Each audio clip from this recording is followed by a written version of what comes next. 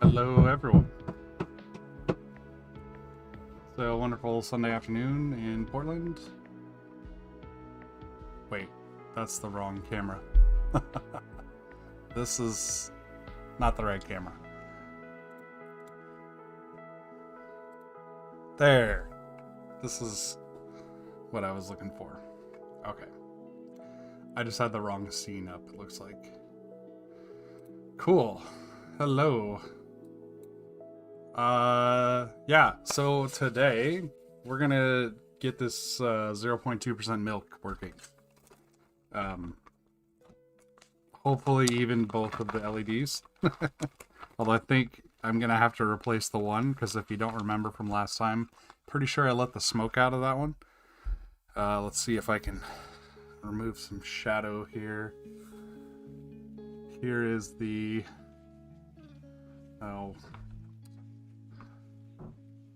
Oh, you know what? I need another scene.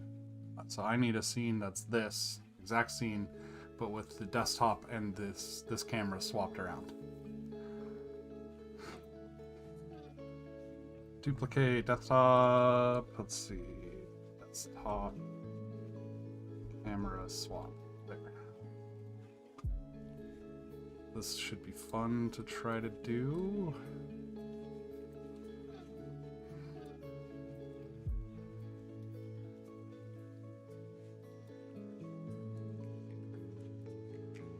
Yoink.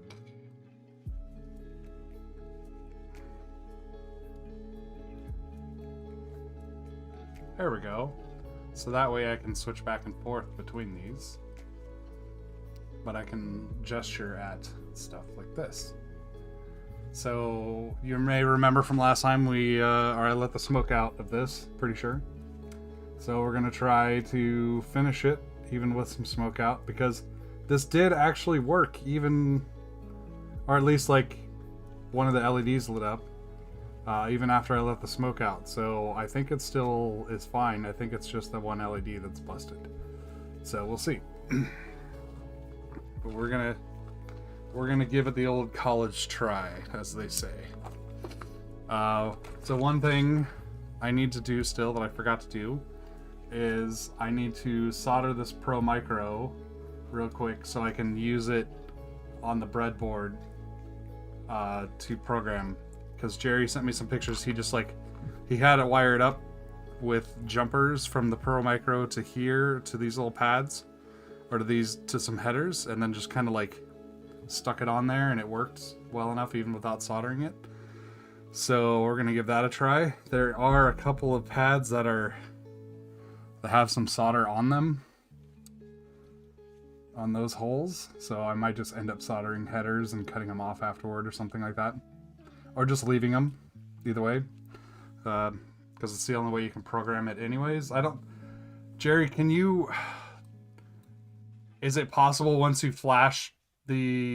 get the original or the ISP firmware on there, can you flash it with USB after that? I'm assuming Jerry's in here, and he might not be.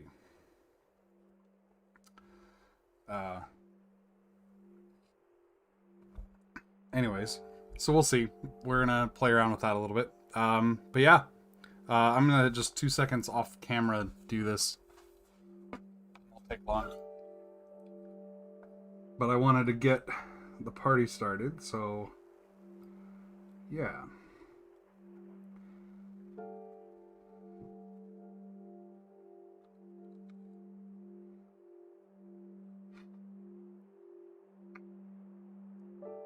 Get some music going.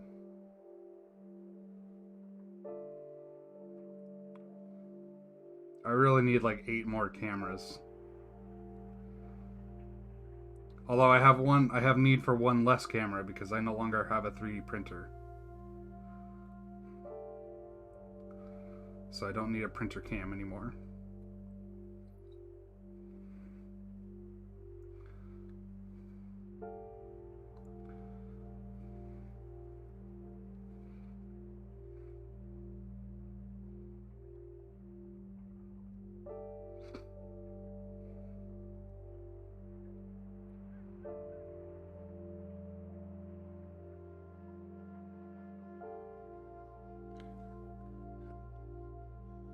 Put it on your iron and smoke it. Yeah, I mean, if I end up pulling it off of there, that's how I'm going to do it.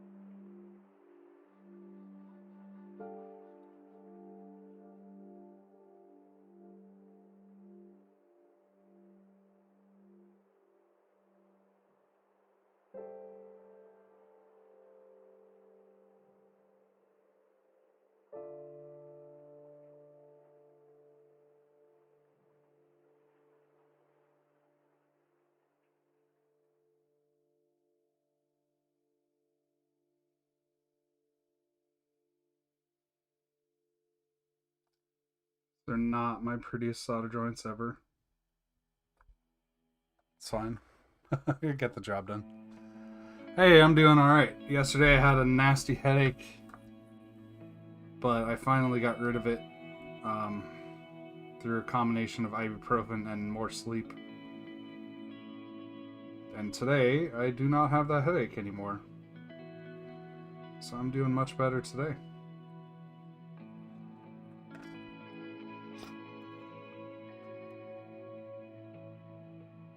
Oh, you know what? Okay, so one of the things Jerry sent me in his little care package with the milks and stuff is this little thermometer slash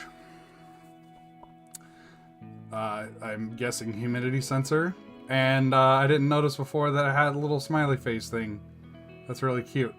But if Jerry is skeptical that I'm not freezing down here, it is 22 in my basement, which is some, I don't know, something in freedom units. I imagine I could change this to freedom units, but I'm gonna leave it because, you know. But it's pretty cool. I really dig this thing. Just to have, like, oh, what's the temperature in here right now? Yeah, no problem, Rodrigo. Hopefully they are helpful to people. Or at least entertaining. I don't know. They're mostly fun for me to make. Sometimes I don't have so much fun. I was having a little bit of existential crisis the other day about the channel. Being like, man, do I just want to, like... Sometimes I just want to build a keyboard, you know? Like, this started off as like, oh, I'm going to build some keyboards and it'll be fun and I'll do it on stream and it'll be fun. And then some days I'm just like, oh, there's so much pressure. So I've got to build, like, a good one. I've got to, you know... It's like I've been putting off making the Osprey MX because it's just a... There's nothing really that special about it. But I really want to build it, but I don't want to build it off stream, but I don't want to build it on stream. You know, back and forth with that stuff. Frustrating. But it's all good. I'm going to try to... Did I just hit my keyboard with my soldering iron? I hope not. Those are expensive caps.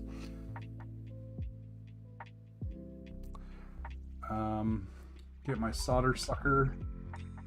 See if I can't get just this extra little bit of solder out of this hole here.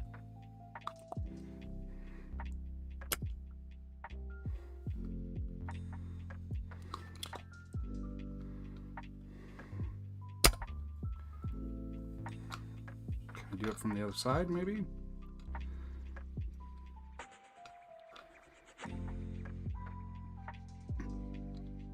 Probably not the greatest idea to be using a breadboard as a soldering base, but whatever. They're cheap. There. Got that one.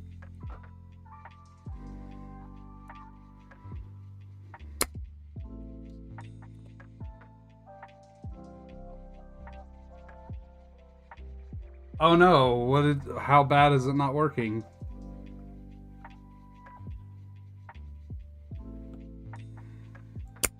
I bet you it can be fixed. I mean, if I can make the abomination work, we can make your keyboard work. Okay, so I managed to get all of the solder, or at least enough of it so that I can see through the holes, out of the holes on this one here. You can see light. Well, yeah, you can see through each one. So just slap it on here. And if this doesn't work, I have spring headers. I'll try. Let's see. I don't know if the spring headers will work in the breadboard, but this should do. All right, so there it is, wired up. Or not wired up, but at least like in there. Attached to the breadboard. So first thing I need to do, or two things I need to do. One, I'm going to turn this around so I can access the USB port.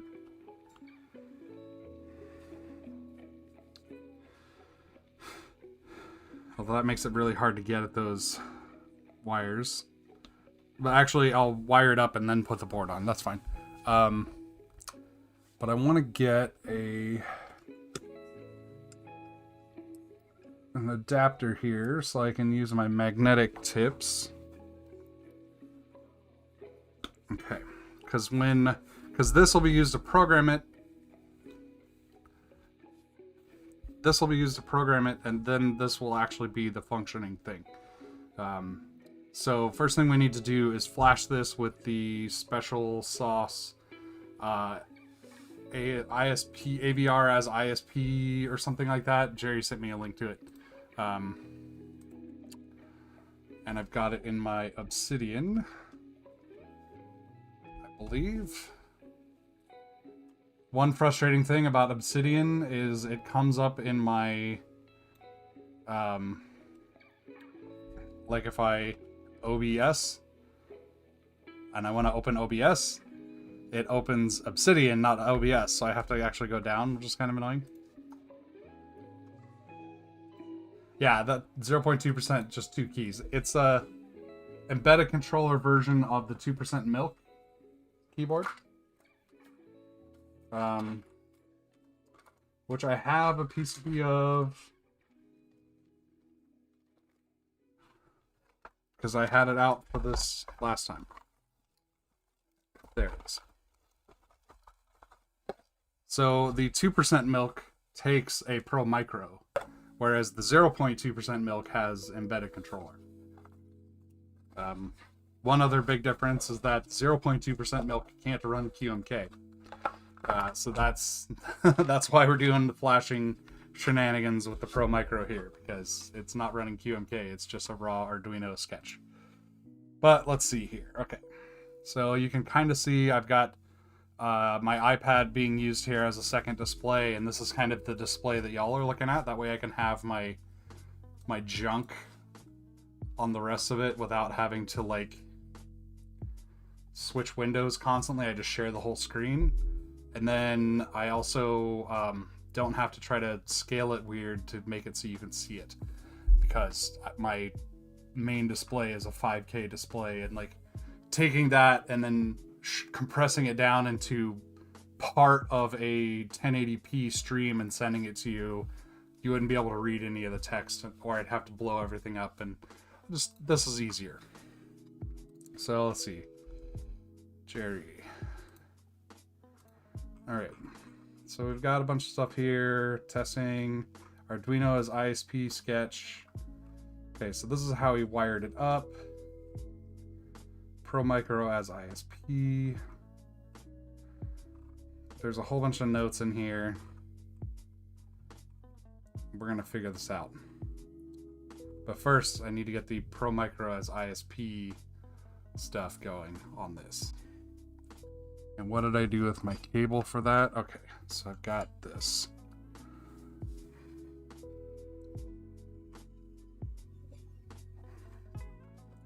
Yeah, a nice nano on a 2% or on a 2% milk. That's like the ultimate shit post. Although I will say I have a bunch of those 2% milks, PCBs. I do have a bunch of nice nanos, but I won't waste one on that because they're too expensive for that.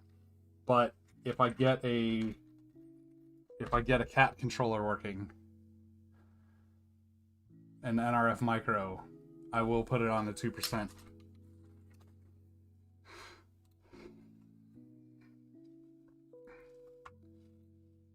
Because why not? They're basically free. I mean, like, in the fact that I've already bought them and bought the parts for them, hopefully, so.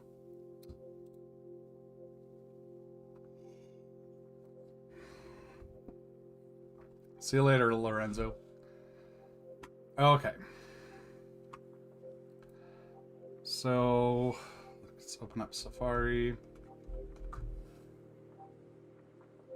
Let's grab a new window, drag it down here. I really should make sure my Safari doesn't have any incriminating stuff on it before I drag the window down. Ooh, do I have Divi open? I don't even have it on here. Okay.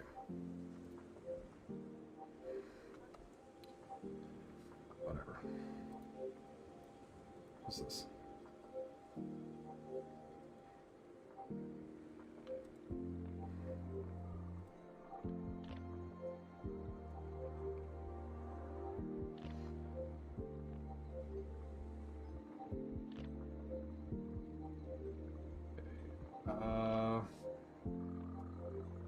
Let's go back to Obsidian. Arduino as ISP.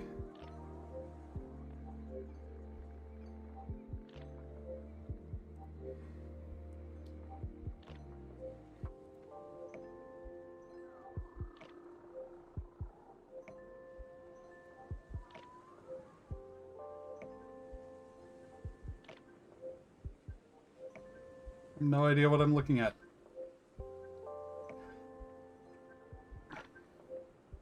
Okay. Let's see, Arduino IDE.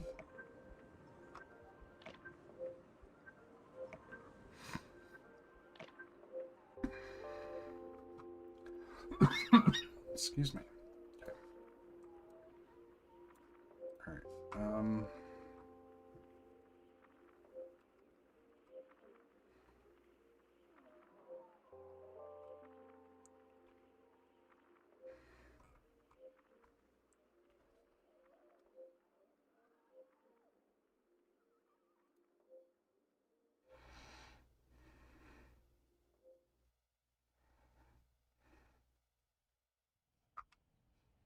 Programmer, Arduino as ISP.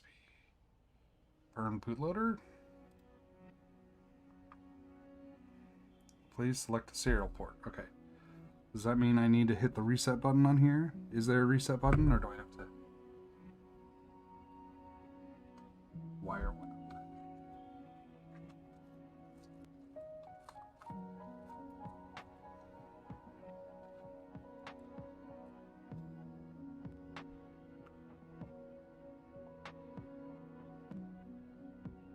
So I did manage to clean up a fair amount of my desk. As you can tell, not completely, but it's a hell of a lot better than it was. No music, go away.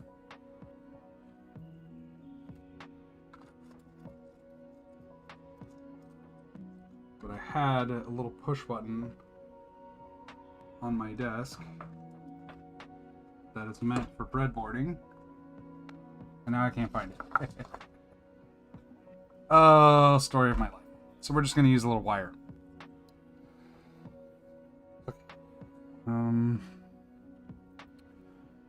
Reset and ground.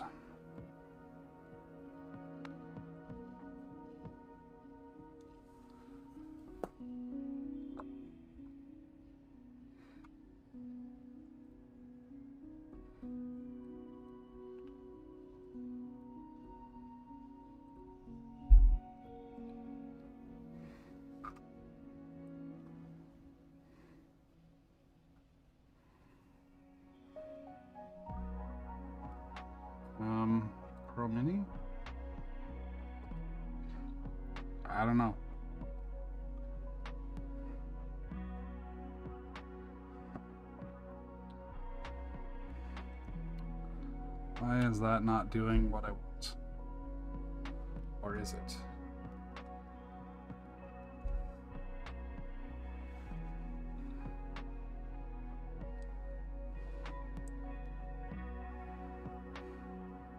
Okay.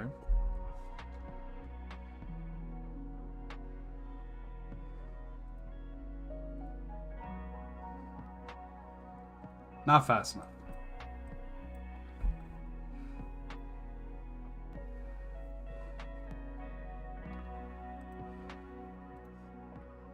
Nope. Okay. Select a serial port. Ports. There. Okay.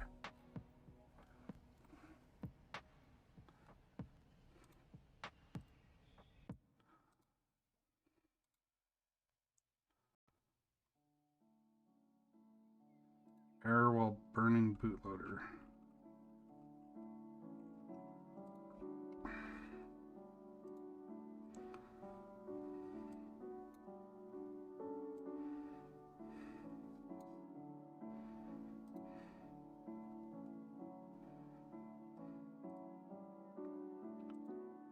Okay.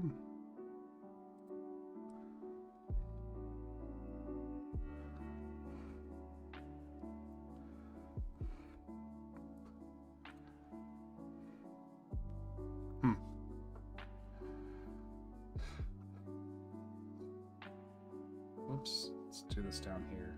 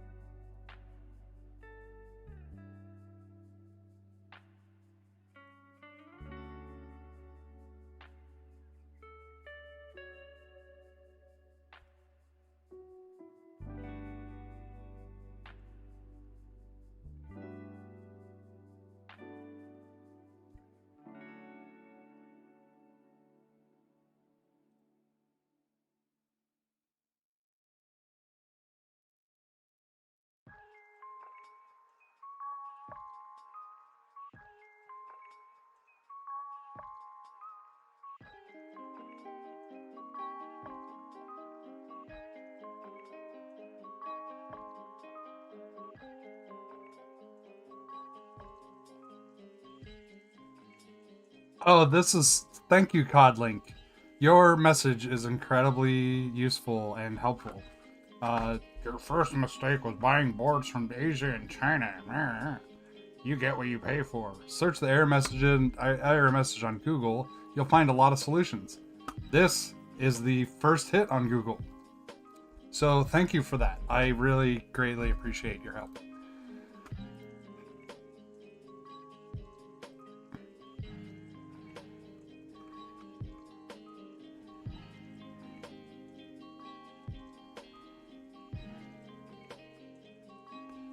One, like, this is from China.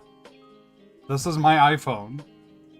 one of the, you know, arguably best phones you can buy on the world, in the world. This is from China. This computer that is streaming this is from China. Half of the shit in my apartment is from China. Like, everything's from China.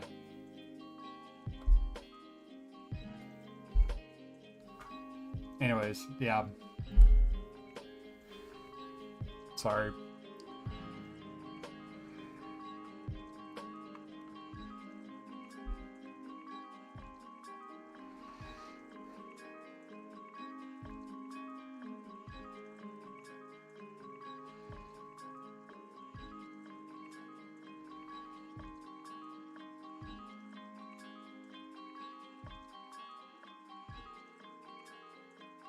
Okay, I'm going to, just to make sure this thing works at all, because I haven't done that. Burn. Let's see. We'll do the barrel board.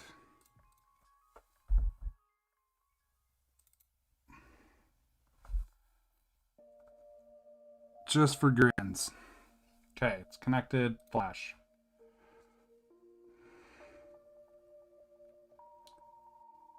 Okay, so it does work.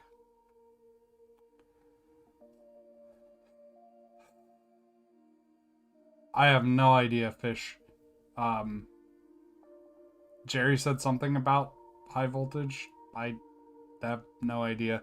I'm not even to the point where I'm programming the AT Tiny. It's on the board, but it's not wired up at all. Or it's on the breadboard, but it's not wired up at all.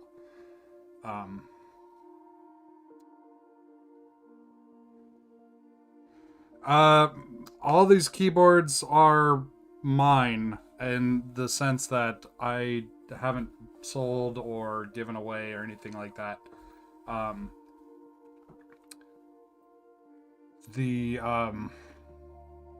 I have built some on stream that were customer boards. So I built like 4 Zaphods or 5 Zaphods recently, depending on how you count. Those were all for customers. Because my Zaphod, one of them is right here. Hasn't been built yet. That's the Zaphod Light Proto. I've built several Kyrias on stream, and I think at least 1 Corn on stream that were all like for people. But most of the boards that I build on stream are for me. Not necessarily to use, just to have. At this point, I think I have probably 24 keyboards around, depending on how you count keyboards. Because I have several macropads that you might not count as a keyboard, but they're, you know, keyboard-ish. Like this one. You might not call that a keyboard. I call it a keyboard. It's a hell of a lot of fun.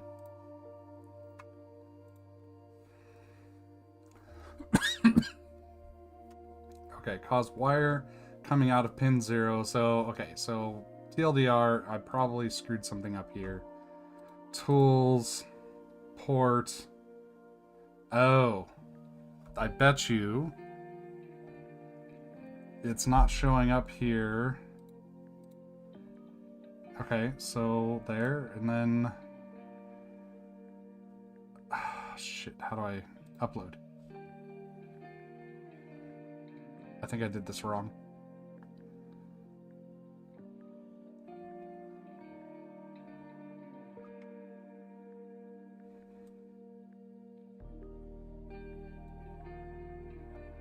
I think I did this wrong because I think I uploaded this.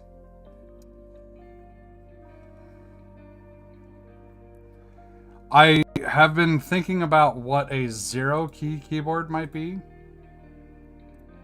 So if you have ideas for what a 0-key keyboard might be, let me know.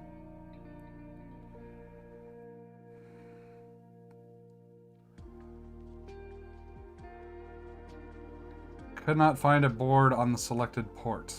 I really wish it wouldn't time out so quickly. Because I think that's part of the problem here.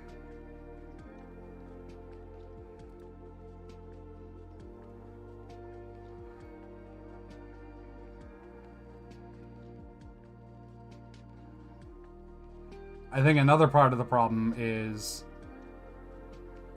Okay. I'm definitely doing...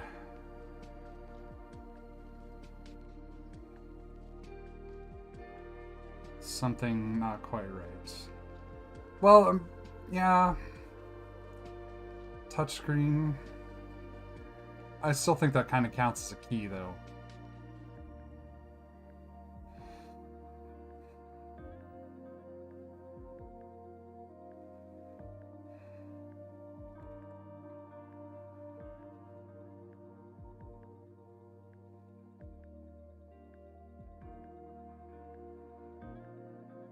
Okay, I see. So I need to... The Arduino Uno should be loaded with the Arduino ISP application.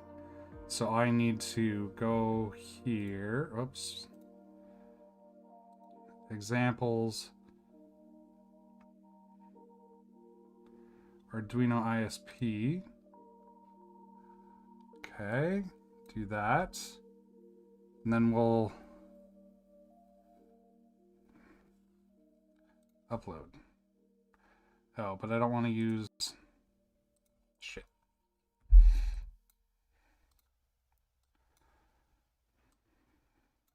This is the first time I've ever actually used... Like, I've used Arduinos, like the controllers, for a long time now with Pro Micros and Elite Cs and stuff like that, but I've never actually used Arduino proper for anything. So this should just be...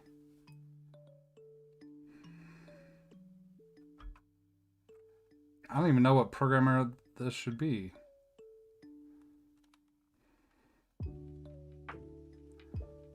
Because...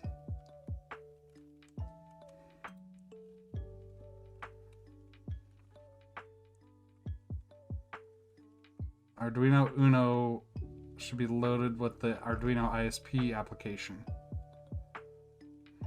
So how do I do that? Oh no, I see. Tools, board, Arduino Uno, file upload. So I just go file.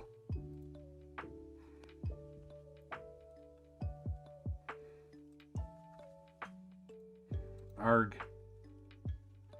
Tools. Upload.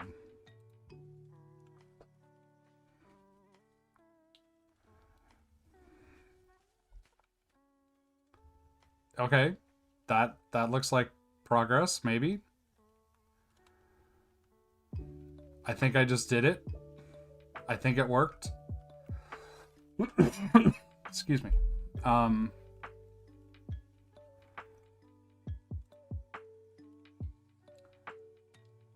think it just worked.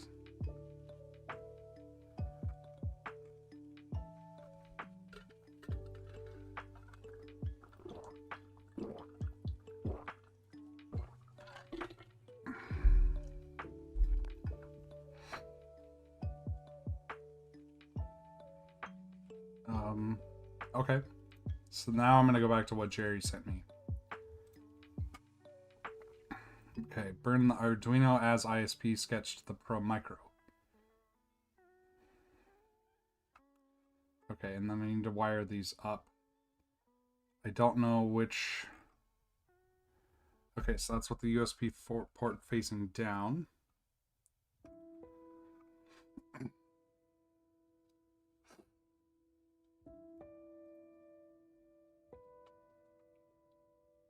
So we want to take pin 3 over here, which is ground, over to ground.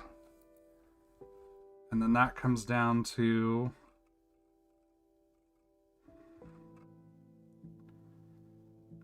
ground, so it's the bottom pin on this side here.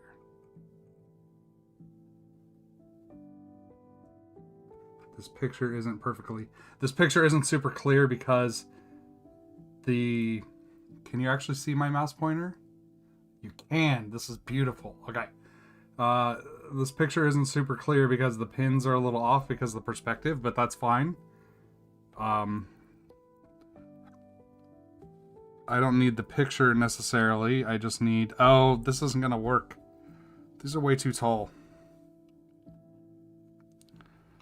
Because it has to go under the... the milk. Let's see.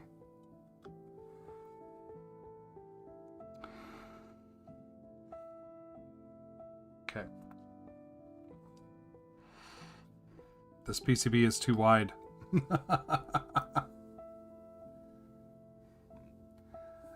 That is brilliant. A 0% keyboard that just says if scroll, num, or caps lock are on. Or maybe it like enforces caps lock. And just call it the cool board. And when you plug it in, you're enabling cruise control to cool. I don't know. So I have loose wire. I don't really want to clip these off. But I do have loose wire somewhere. This is thinner than I would like.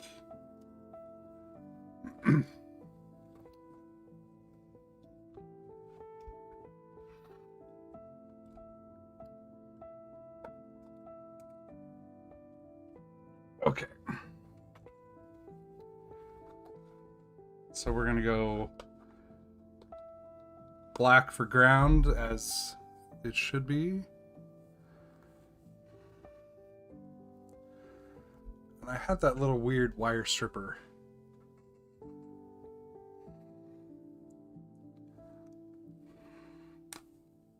Whoops.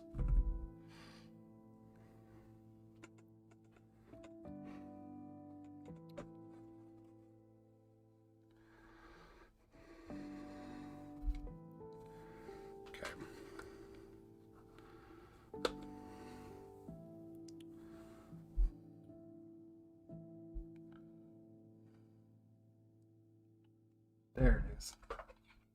Nope, that's a keycap puller.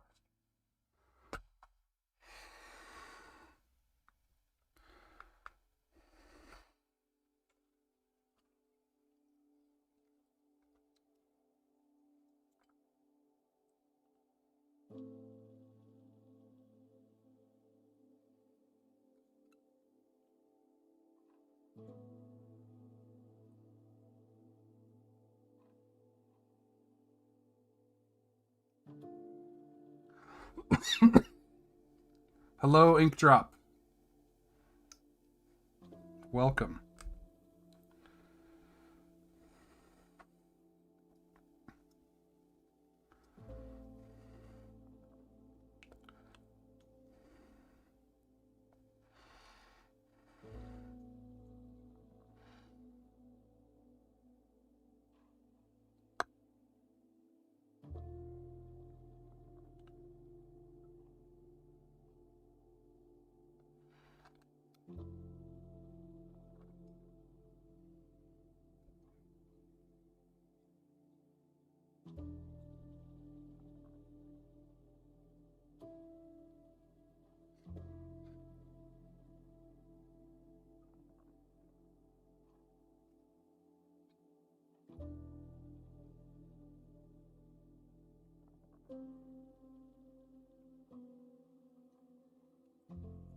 Okay, so that's ground wired up.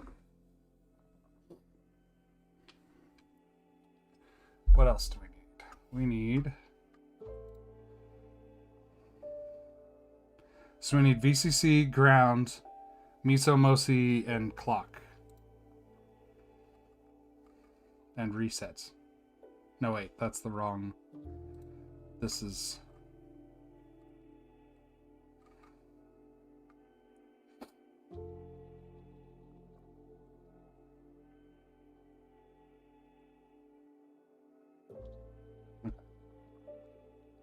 So VCC is the fourth one down here.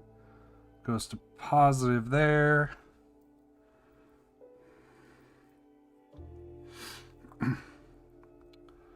Positive rail here.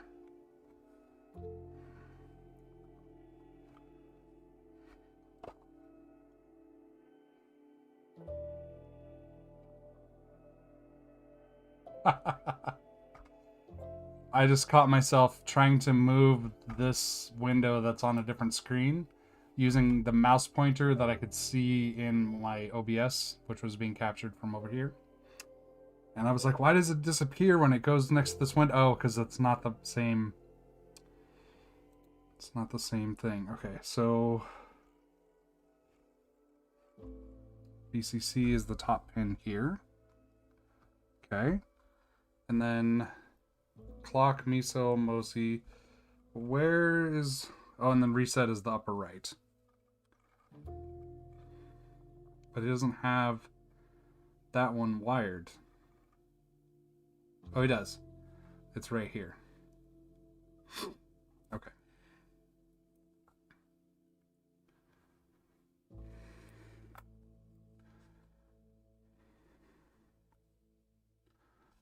Okay, so...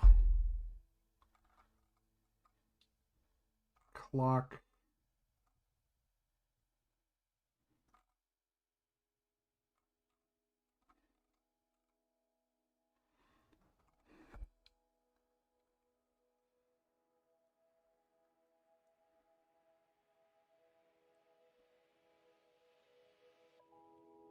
Clock...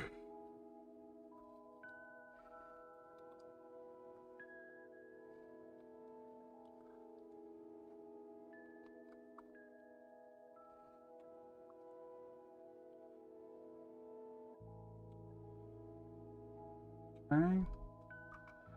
And then this reset pin in the corner has to come across to here. So if we look at this wiring behind here, right here, no, here. No. Whatever. This.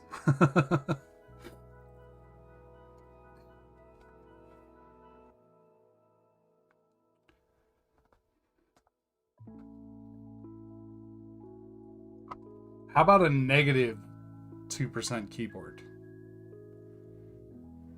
I guess that's a printer, isn't it? Because it's like outputting keystrokes instead of taking them as input.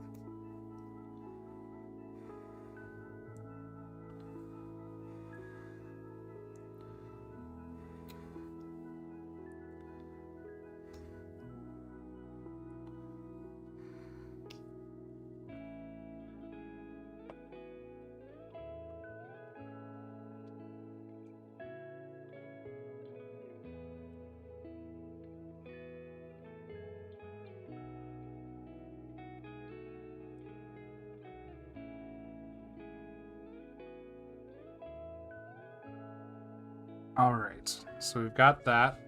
Now I'm gonna unplug this just to be sure.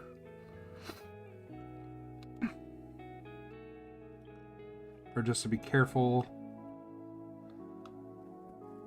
Slap this thing on here. All right, we're gonna let some smoke out. Nope, we're good. So far, so good. 0-point keyboard, it's a pen. That's, okay, I like it. I like it. Okay. So, back to Arduino IDE. Let's say new.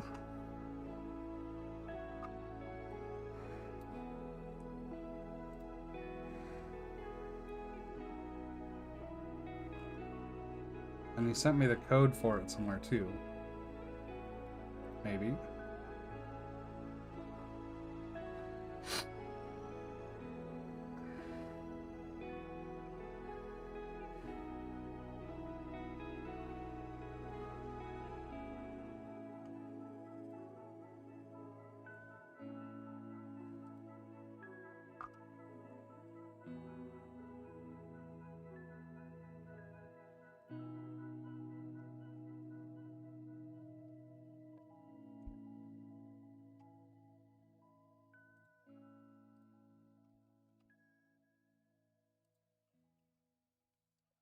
Okay, so let's just look here. Well, hang on. Let's finish his instructions here. So, tools, boards, managers, add the, file preferences setting, additional board manager URLs, and add these lines.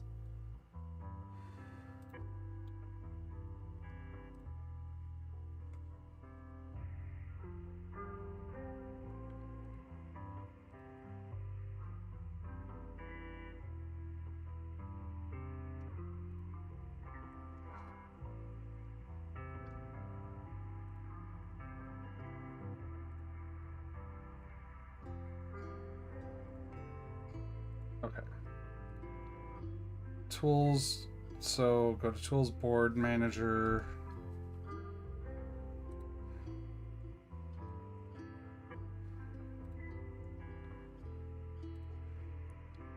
Add SparkFun AVR and DigiStump AVR.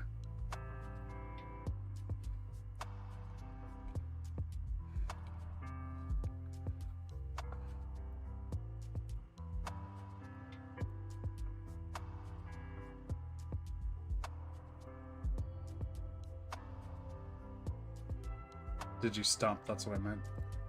It knew what I meant.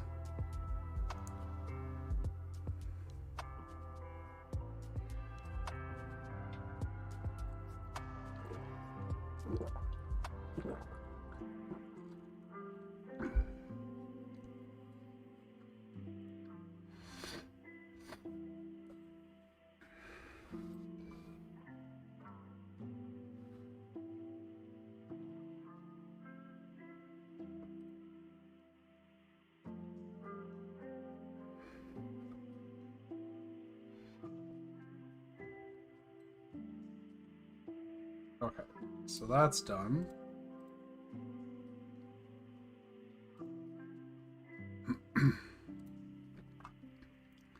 Select current board as SparkFun Pro Micro.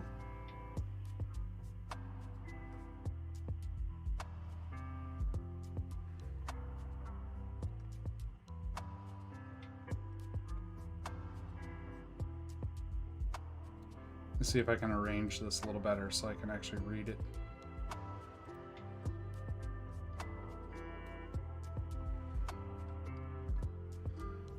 There we go. That's better.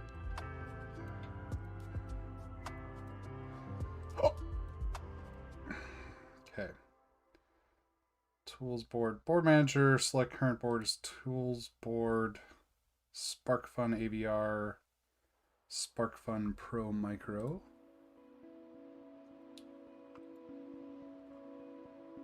Select 5-volt version as tools. Processor 5-volt. I hope I have a 5-volt. I honestly don't know.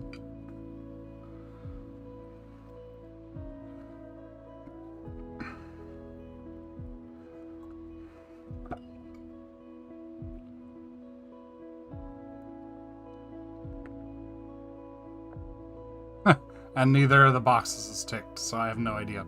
We're just gonna YOLO it. What's the worst that could happen? Okay. 5-volt. Open the ISP sketch from files example 11 Arduino ISP. Preferences set for both output. Compile and flash the sketch. Okay. So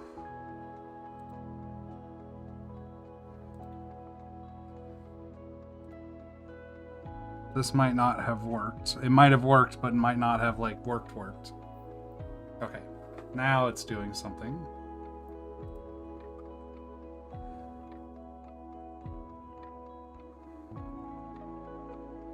Okay, so now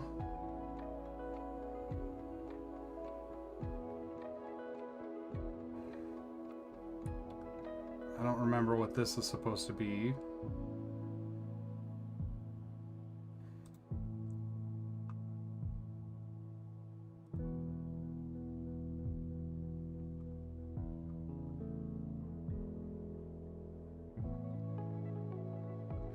Okay, so this is, right now I'm just flashing the bootloader, and once that's done, I can go directly, I can use AVR Dude directly, it looks like.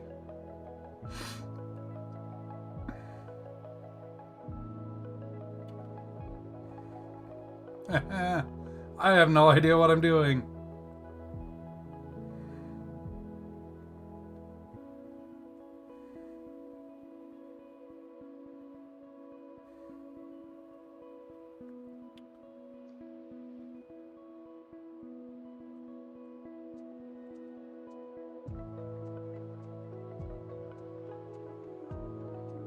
See, I thought I was going to be...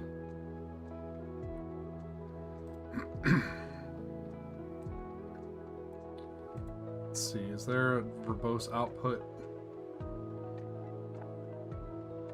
setting?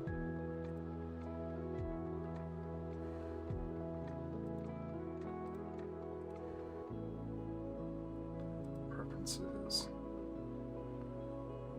Verify code, display line numbers.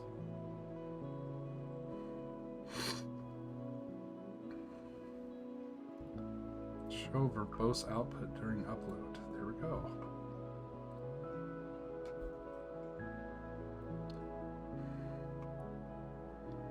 Okay, that is what I was looking for there.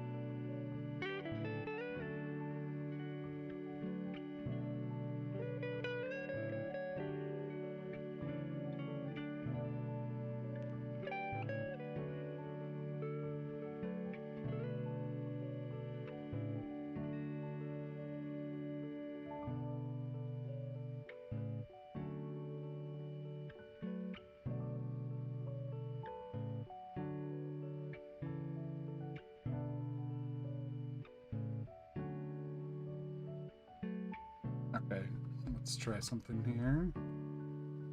Sorry, I'm still trying to figure out what...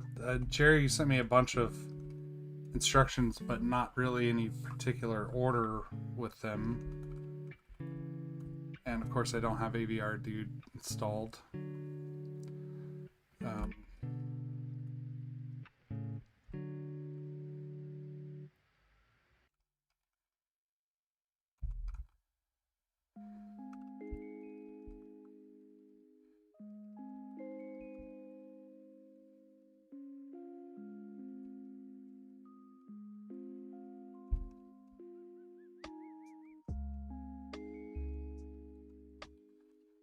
Okay, so what are these?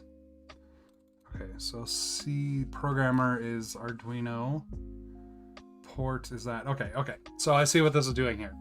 So what he's telling me to do is here. Whoops, nope, back, close. Shit, go here. Okay.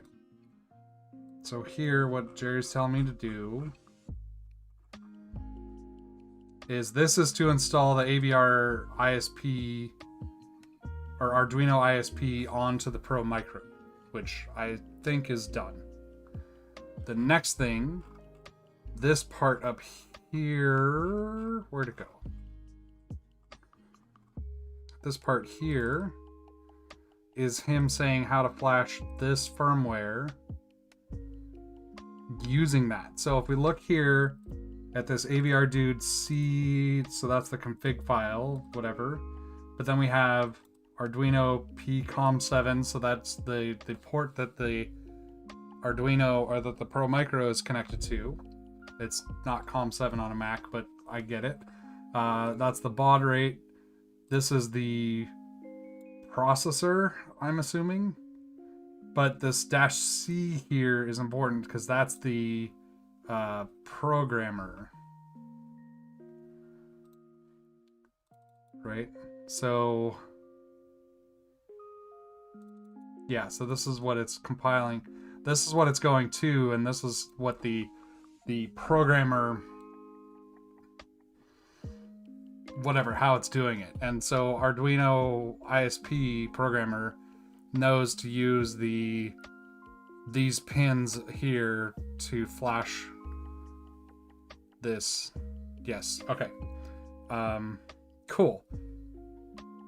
So I just figure out how to do that. But I feel like there's a way to do this here. Tools.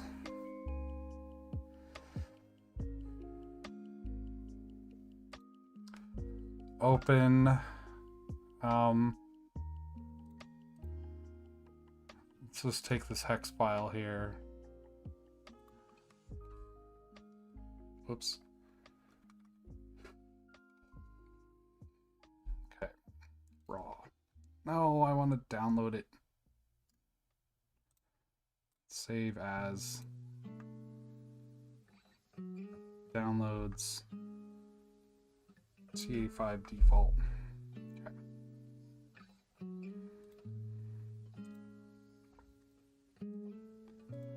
Can I open that as a... Nope. Wait.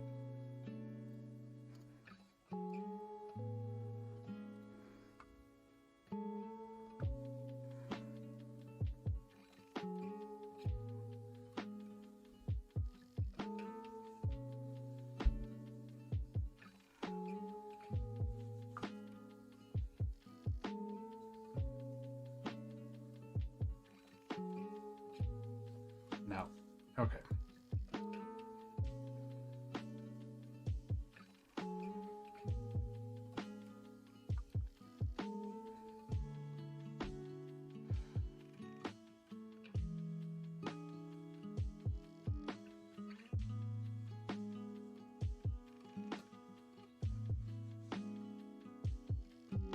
That's not what I wanted. Damn it.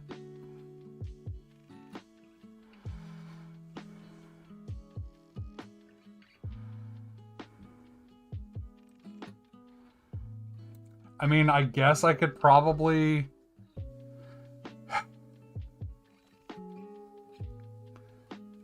just for funsies, program this directly using here. So board would be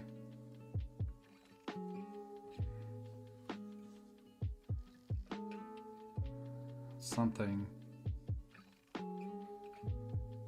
No, maybe not.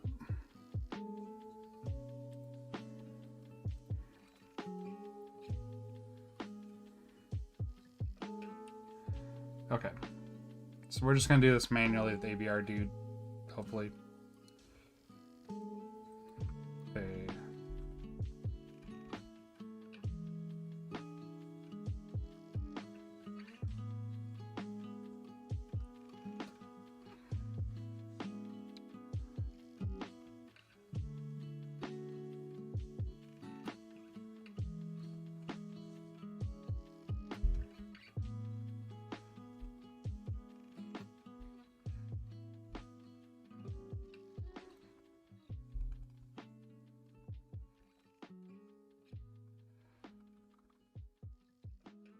Actually, let's go over to QMK Toolbox and see what config file that uses. It doesn't.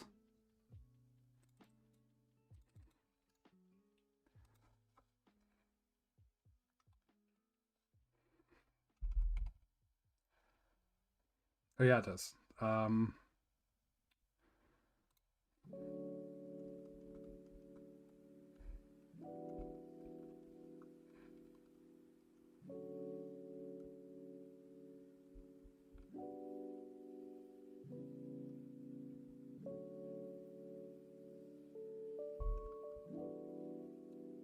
Okay.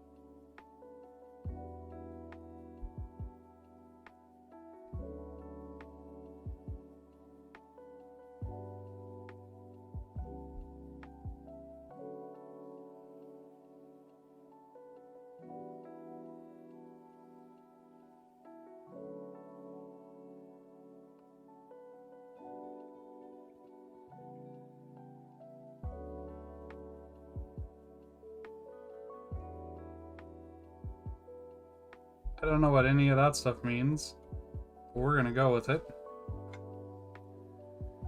All right.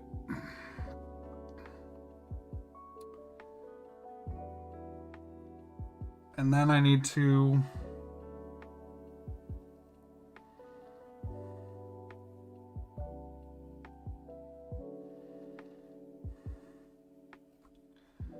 okay, so I need to do the same thing.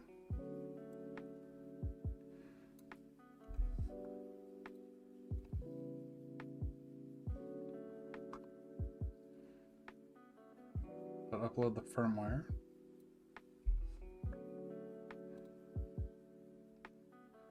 So this will be in slash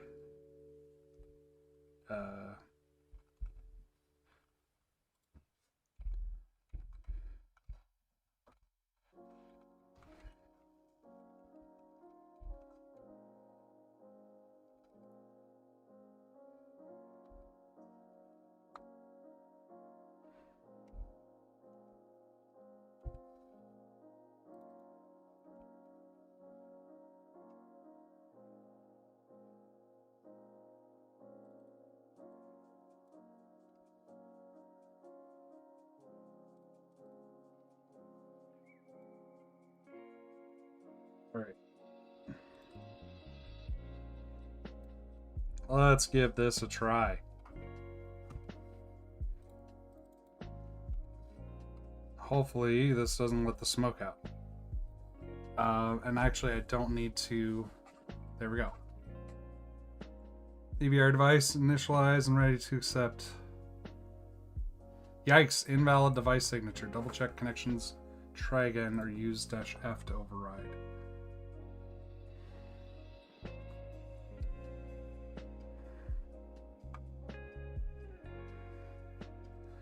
Something tells me this is not making a good enough connection that I should just solder these headers in.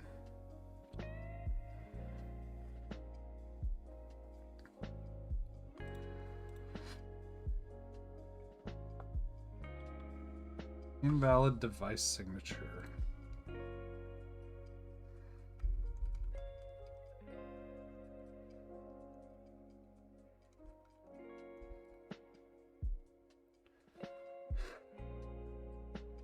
Now just T85.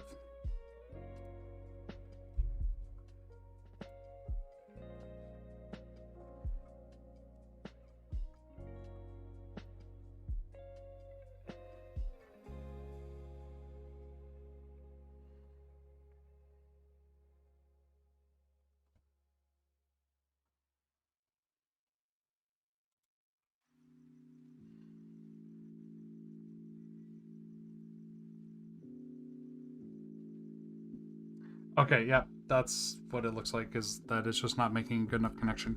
So we're just gonna do this. We're gonna solder it.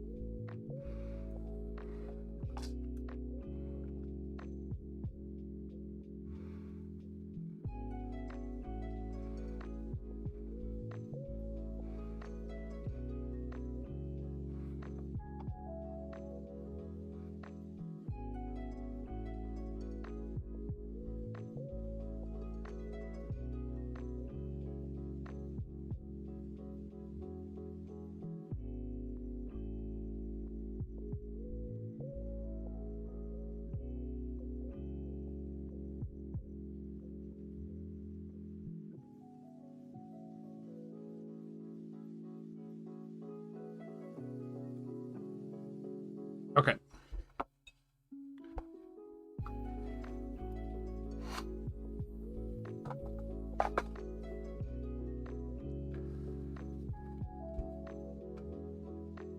That worked. I did something. I figured something out and did it right. So okay, so that worked. Let's go back to Obsidian. Grab this. Okay.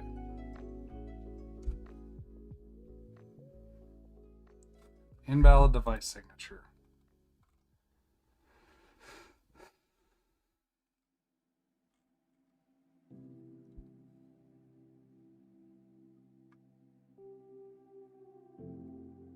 Let me just try replugging this.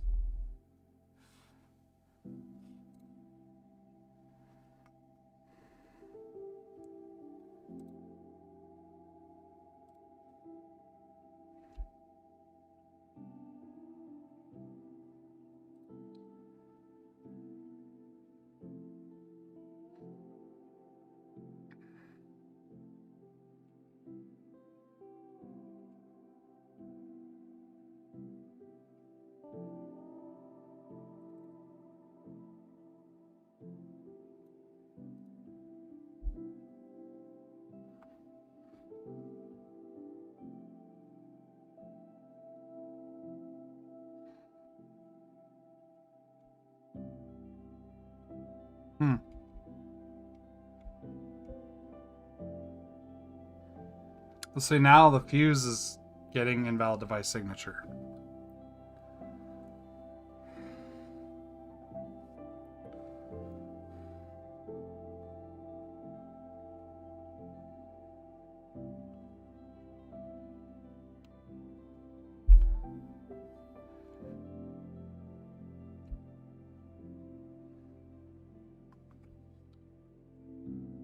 Arg. Okay, so I did something right and then it broke.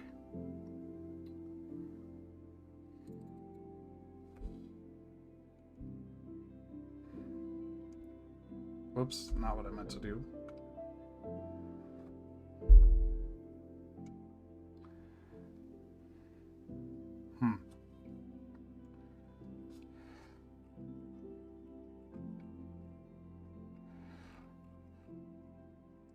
So what did it look like when it worked?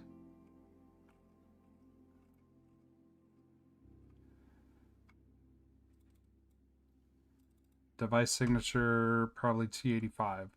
So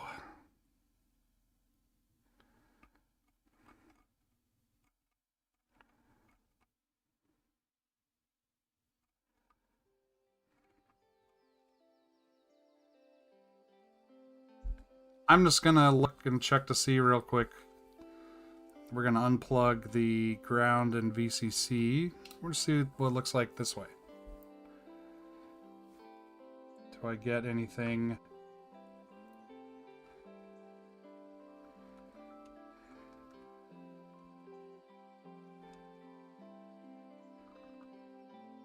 Nope. Okay. Wasn't expecting to, but just thought I'd check. So that's positive ground.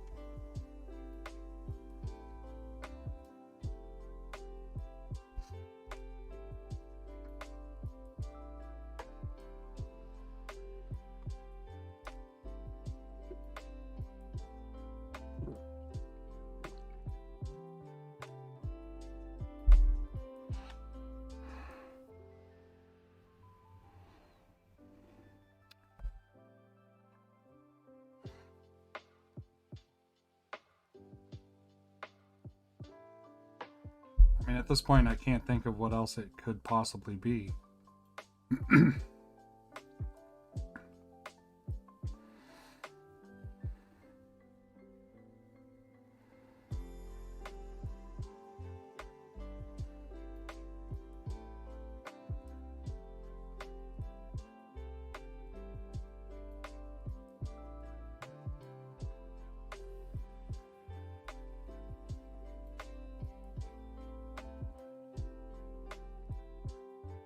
I mean, it's almost as if the AT Tiny isn't getting powered on.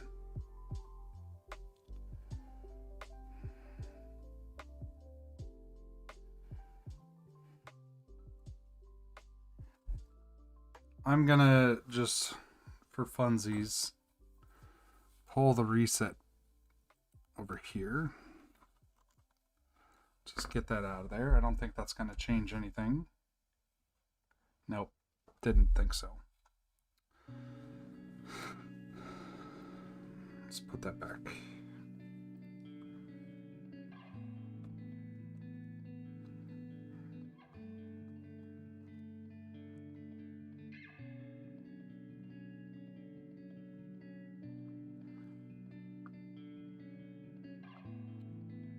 Well,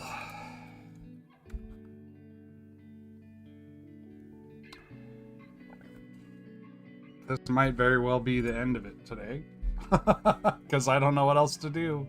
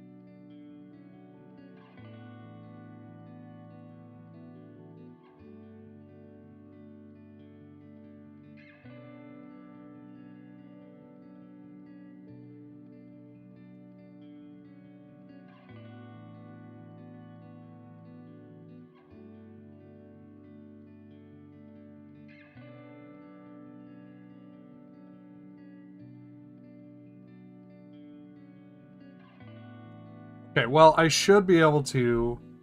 I think I should still be able to program the AT Tiny 85 just straight using Arduino.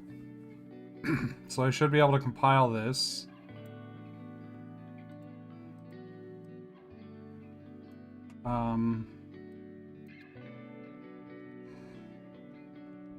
AT Tiny 85. Hello, Jerry. T85 default? What's that?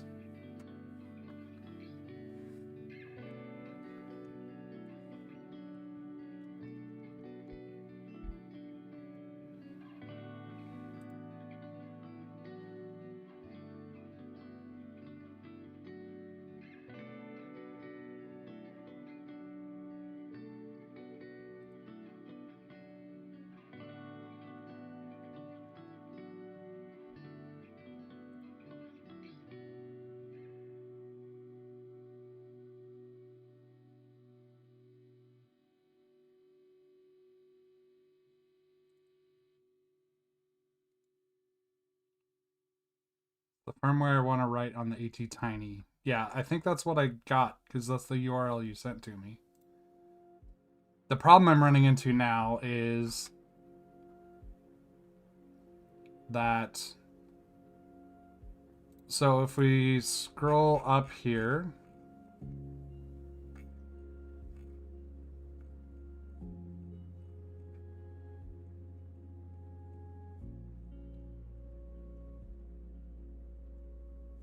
Okay, so we scroll up here. Oh, that's the top of my scroll back. That's annoying.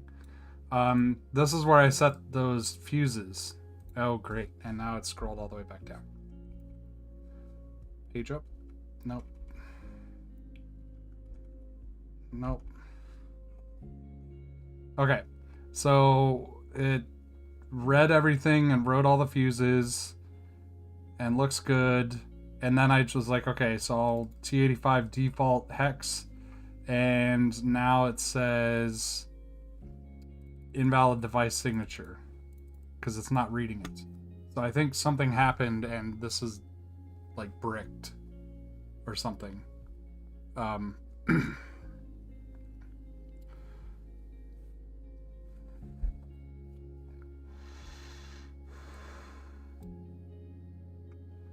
And even trying to just reset those locks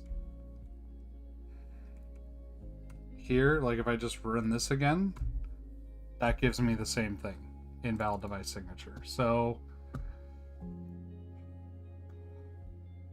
I don't know what happened, but I think I somehow bricked this AT Tiny. Yep. I will paste it to you in Discord. My favorite keyboard switch, I would say for MX, it's the sorry. Let me try to do one thing at a time for a second. So Jerry, this is the command I was running. Whoops. That's to set the fuses, and I do have the Arduino ISP flashed on the on the Pro Micro. It seems to work just fine. And then this is the command I was using for trying to flash the firmware. Whoops. Okay, what's my favorite keyboard switch? Right now, I would have to go with Boba U4s for MX.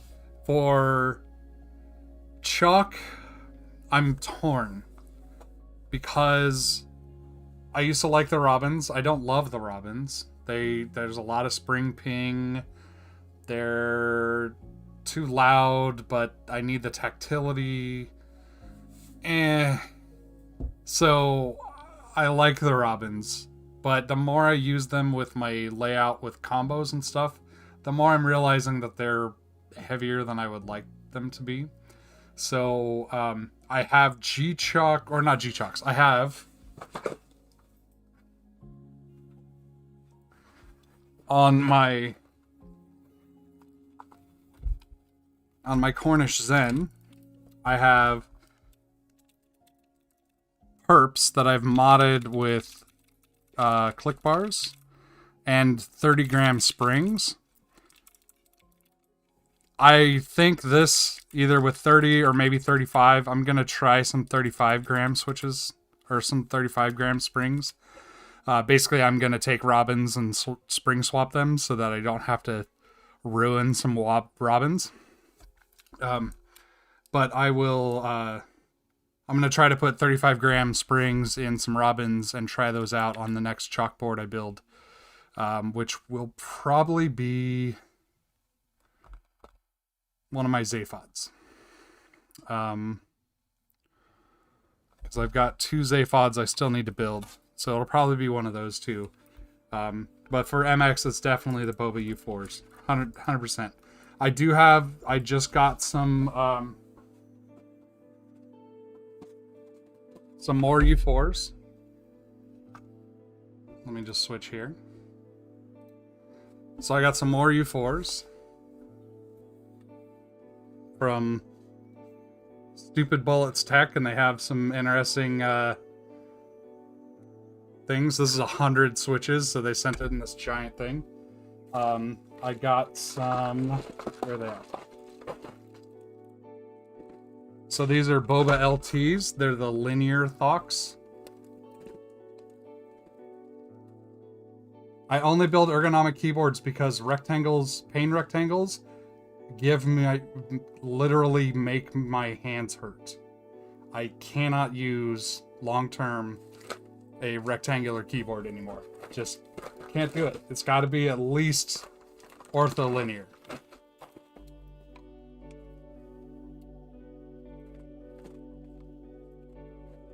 I've got, okay, so I also have U4Ts. So I want to try the U4Ts, which are basically U4s without the little pads, so they're not silenced, so they're thocky. The Boba LTs are Boba gums without the little pads, so they're thocky. I started down the path with Boba gums on a corn, and I absolutely loved them. 100% loved them. And then I heard about the U4s, which are tactile, and absolutely loved them. They're on my most expensive keyboard right here. And this keyboard will probably never change. It'll probably forever be U4s with fidget spinner, extended 2048, and a bongo cat. Like, the bongo cat is actually worth more than the rest of the keyboard combined. It didn't cost more, but I could sell it for as much. Not that I would, because I don't scalp things. If I was going to sell it, it would be for at least within the next 10 years. 20 years from now, if it's a collector's item, sell it for $1,000, whatever, I don't care. But I didn't buy this to scalp it. I bought it to put on a board, and it is on my favorite keyboard.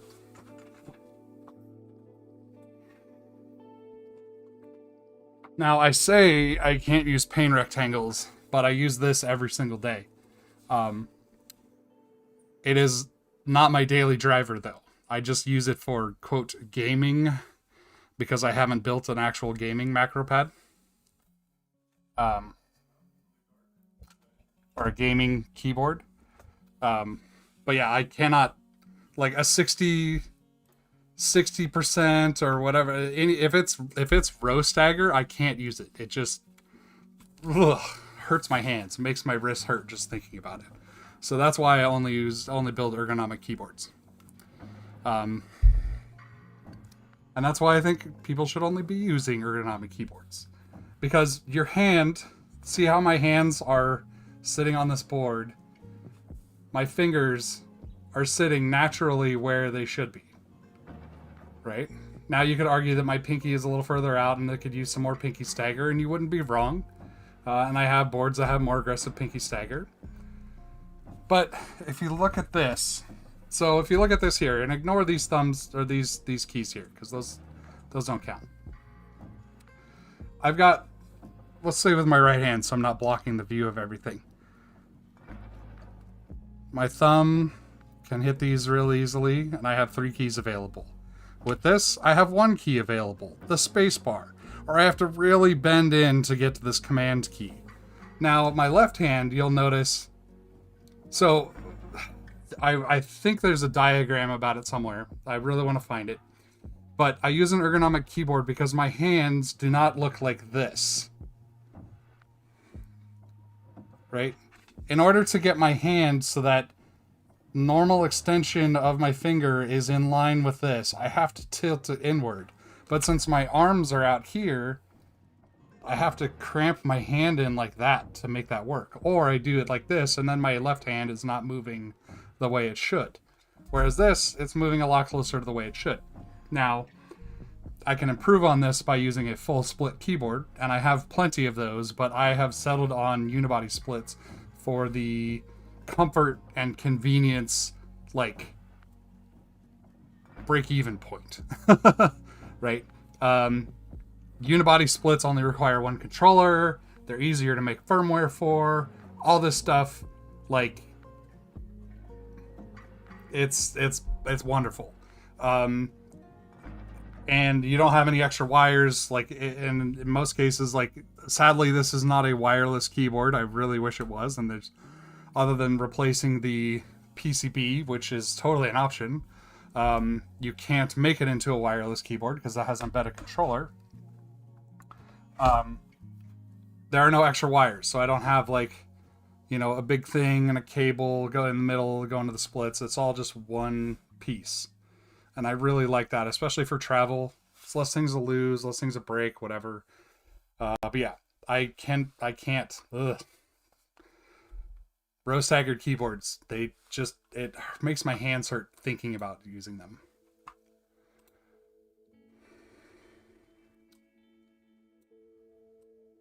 All right, and Jerry sent me some stuff to run. So let's do this. And Jerry, I got invalid device signature.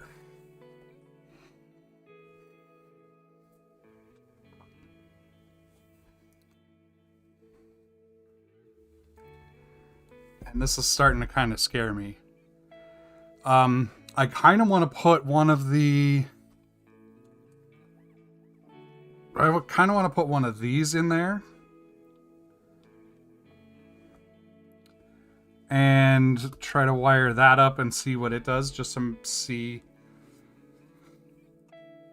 to make sure my cables are okay and stuff.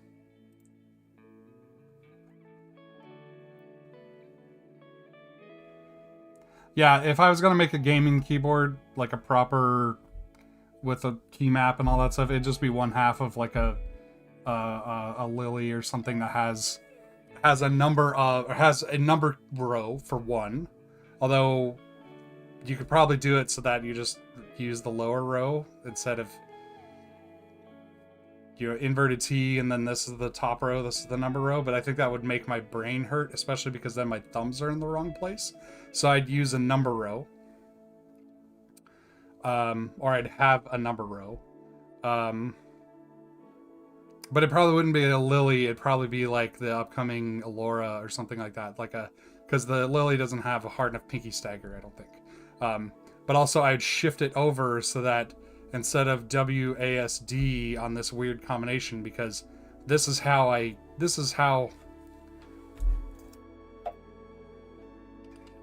WASD, right? So my middle finger is on the W key. Whereas the W key here, like that's just not the right arrangement for my fingers. So I would just shift everything over. And I would probably try to find a board where the stagger between the middle finger and these two are the same. Instead of it being, I don't know. I'd see. I just haven't done it because this works fine for the what little, like, you know, I'm not a professional Call of Duty player. I fucking play World of Warcraft from time to time. So, I don't need, I don't need all that stuff. Let me just double check all my wiring here to make sure. But I'm pretty sure everything is good. I even, Jerry, I don't know if you saw it, but I soldered the headers on. Because it wasn't working at first. I soldered the headers on and it started working.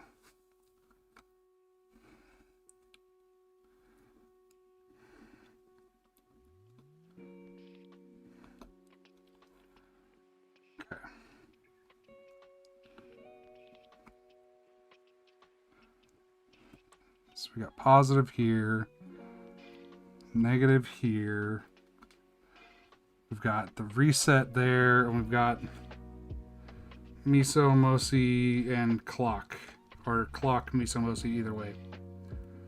Those three. So everything is good.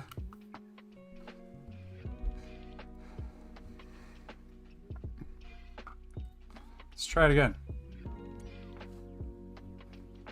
Yeah. I think it's bricked. I think something happened and it's just done.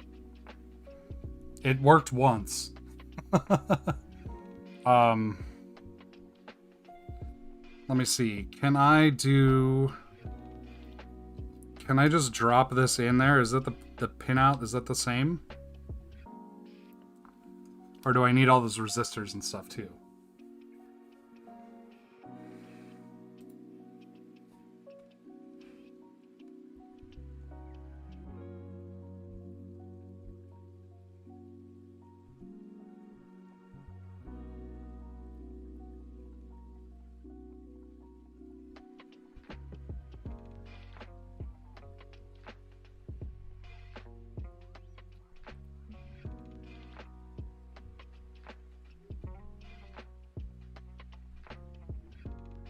YOLO. Well, it's not getting hot. Cannot open device.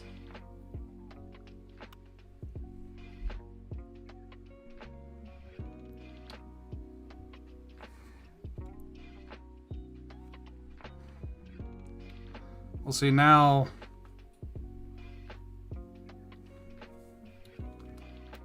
that's not working.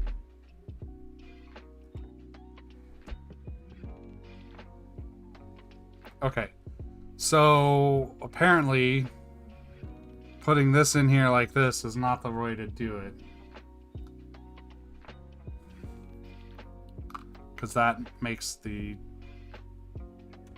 I think this is in backward, probably. There we go. Okay, so there might be something else wrong, because if I try it on this chip one, I get the same invalid signature thing. So let me just replace all the wires.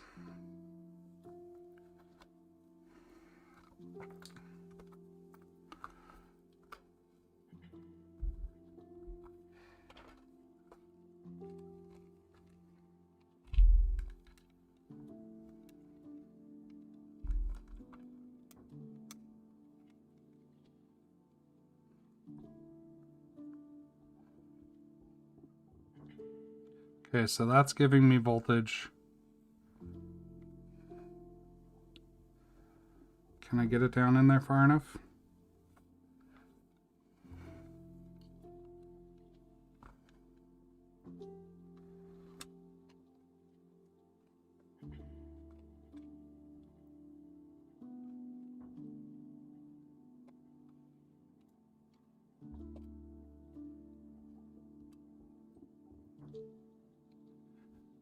I mean, I really enjoyed my boba gums, but I feel like I really enjoy my LT or my not LTs, my U4s better. But I haven't gone back to the boba gums in a while. I'm not a big fan of the linear chalk linears. I feel like I need tactility, but they're also, if they were quiet, I would probably like them better.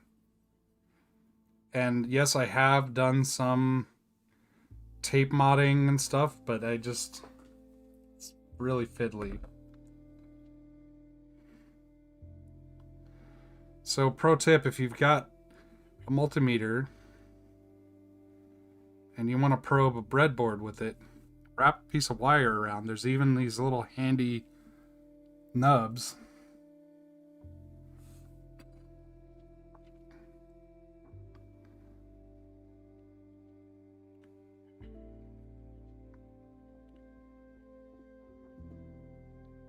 To line it up.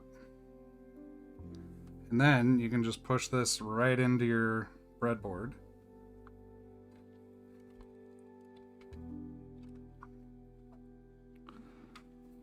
And you've got probes.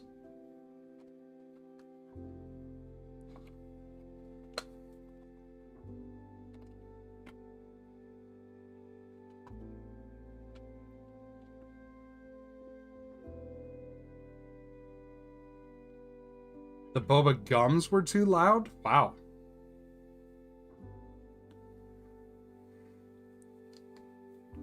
My first experience with boba gums, I had my MX corn, the fully featured one that I have, with Dev TTY caps, MT3, and I fell in love with that board immediately. I went from my huge Kyria to that. I say huge Kyria not because the Kyria itself is huge, but because the high profile tenting case and stuff I had for it made it like a million times bigger than the tiny little corn.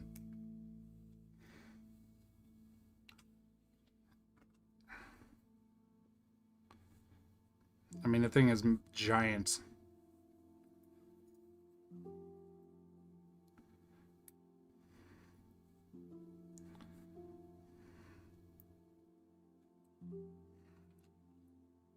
Okay, Jerry sent me something else on Discord. Let me see.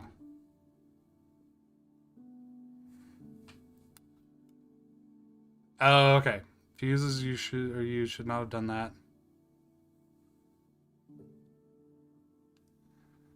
Okay.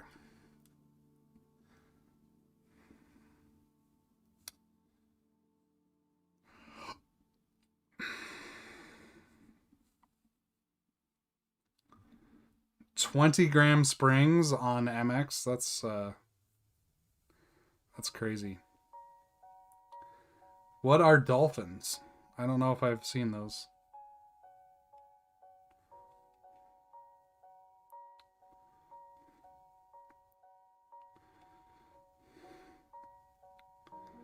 So what I'm going to do here is I'm going to, if I can get this thing to actually twist on here.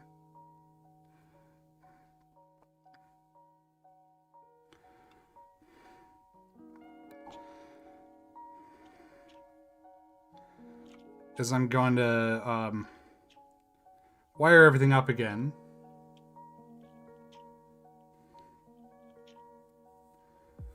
And then check continuity across all the stuff.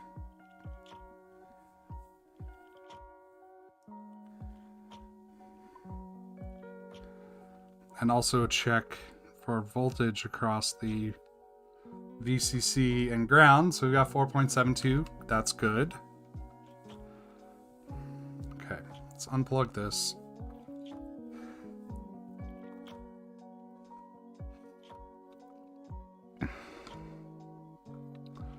So we've got our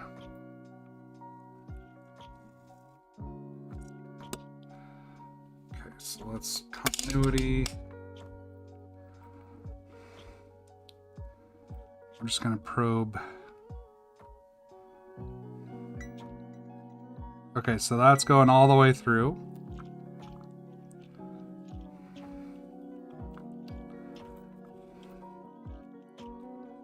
VCC is the top one here. So this.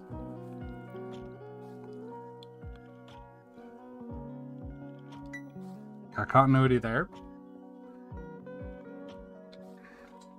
Yeah, see, I don't bother modding switches for the most part. In large part because I stumbled across the bobas and I'm like, oh, this is what a good switch should be. And I haven't felt the need to mod them or really to look for other switches. I have Duroc T1 silence on my Reviung 34, and you'll notice that I'm not using that board. And it's because they're not as good as this. Of course, this is a much better board in general, but still, those aren't as good of switches. They're a little crunchy to me. They're a little loud. Okay, so I've got continuity through that. So then we go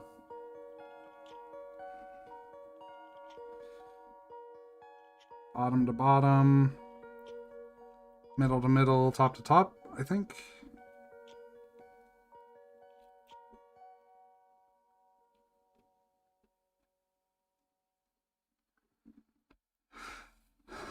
Let's check the diagram. Okay. Mosi Miso clock. Mosi Miso clock. Okay. So we've got then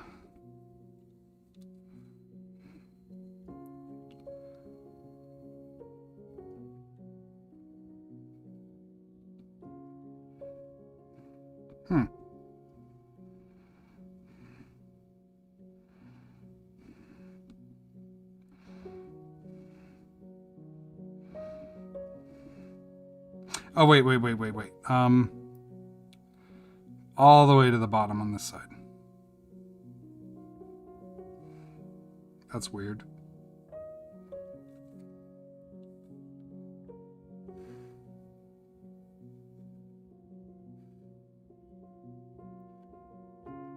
Freya, I feel like you're like 5 minutes behind on the stream.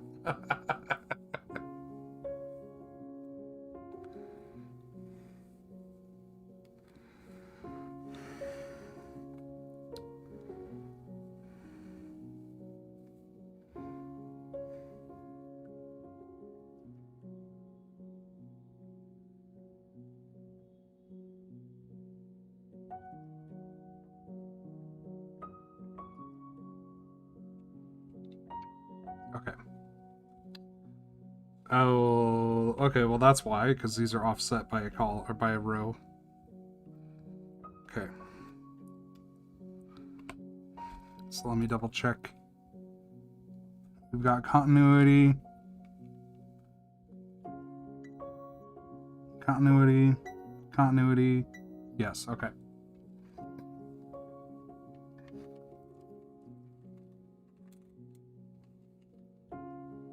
Alright, so that should work. Boom.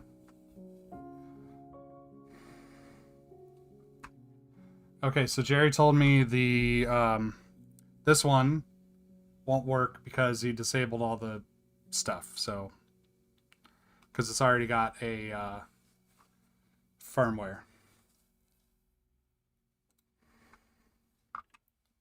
So Jerry, you're saying that those fuses that I burned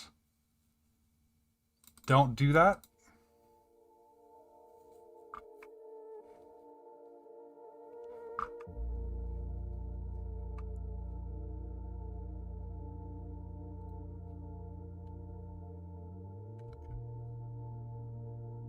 Yeah, see, I'm still getting invalid signature. Invalid device signature. But everything's wired up. I think this AT Tiny may be dead.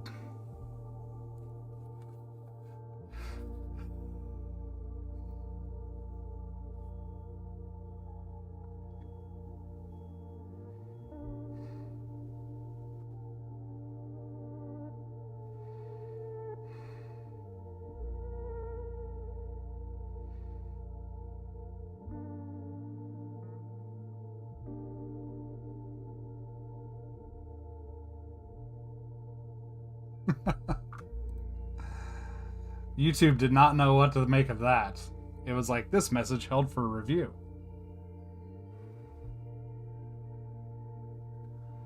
Okay, and so basically once you do those two, you can't do this AVR ISP anymore. Or Arduino ISP anymore. It's gone.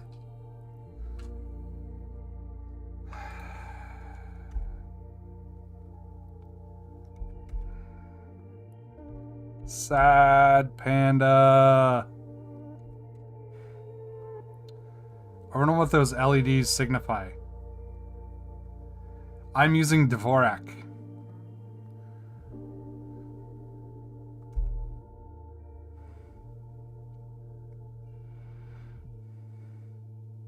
And if you're looking at my keyboard trying to figure out what this does, just think all these outer keys are a complete lie. This board has what, 40, 50 keys? 3x6 plus 12. So 48, I guess, keys. And I use 34 of them. So the outer column and these here are not programmed at all. They don't do anything. They literally... I think this one was supposed to be a lock button, but it doesn't work for some reason, and I just have never bothered. Because I can lock my computer like that.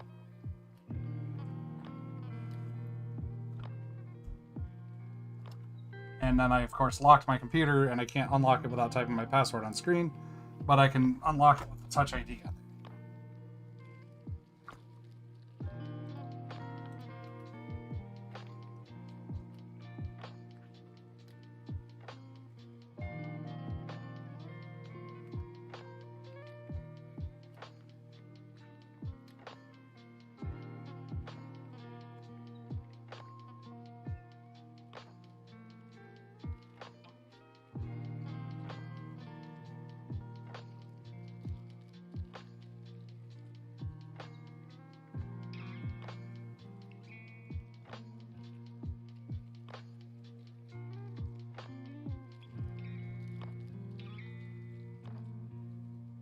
All right. Well, Jerry, what do you think? Should I just remove this controller and put a different one on? Or is there something else I can do?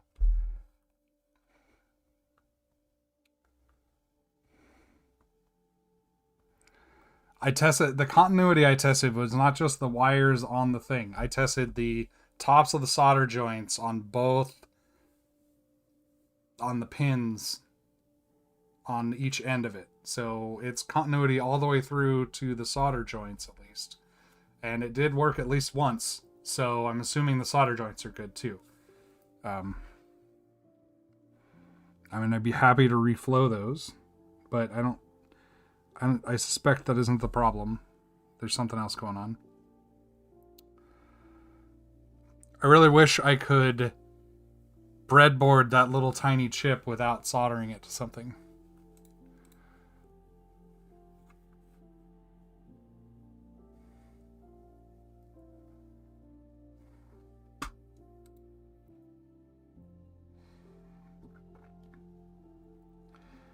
So if I put one of the dip 8s in, I can just, it immediately will flash. Right? Like I can USB, I can just use USB with it.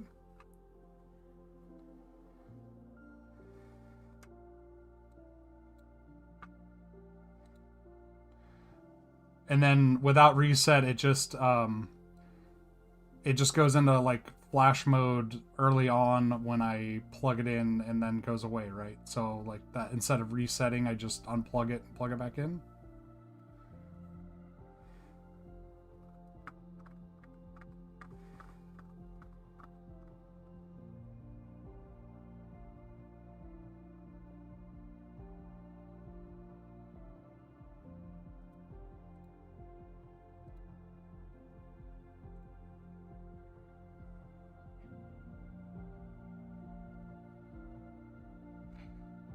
Do I need all the extra components to flash it? Like, can I solder up the... Can I solder the controller to this board without soldering all the capacitors and resistors and all that stuff just to flash it? I think I can, right?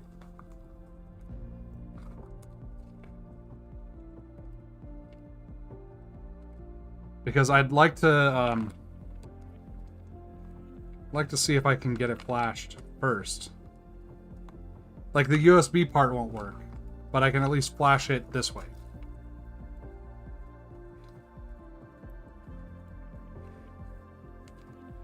Now I just need to... Oh, I know where the other controller is. It's right here.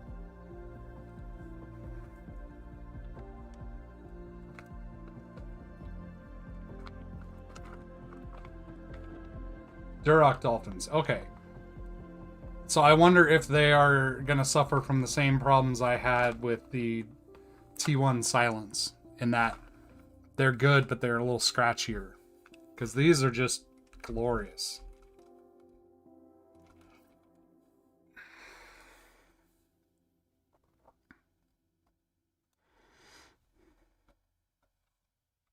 I'm going to try one more thing before I start soldering up the other board. I'm going to just reflow the pins on this one because why not? It'll only take a second and it'll rule that out. Ow. And my soldering iron turned itself off. So I have to wait for that.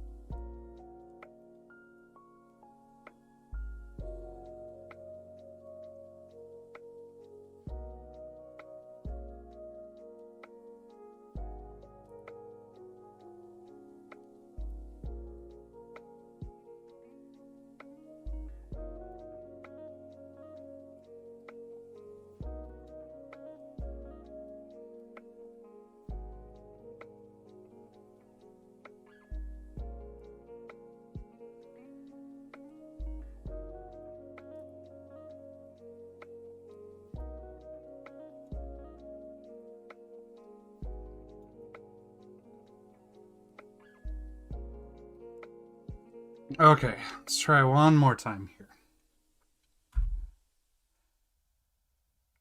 Invalid device signature. Okay.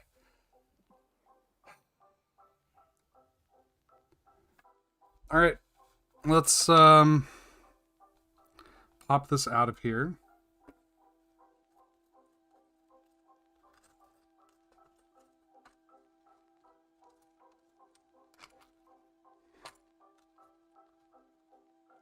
Grab some headers.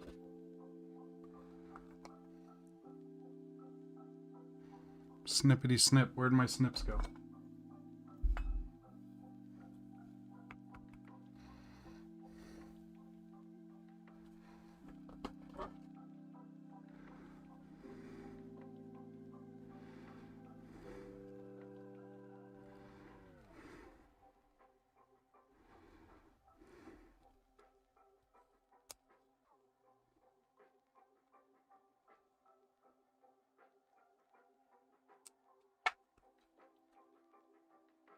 Did that land in the trash can? That's awesome.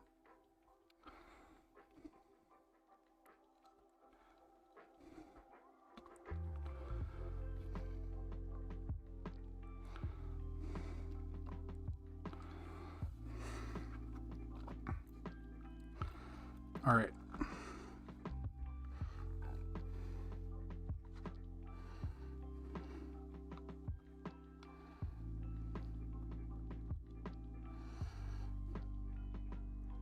So I really want to do this with the surface mount controller. So I'm going to try again with the surface mount controller.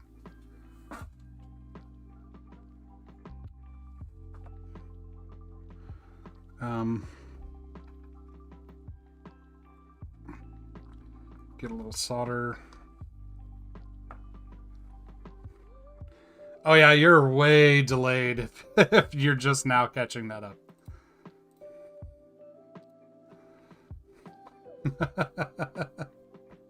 Current time is 2:33 p.m. Pacific. So if you get here, check your clock. You're like now, I think, like 10 minutes behind.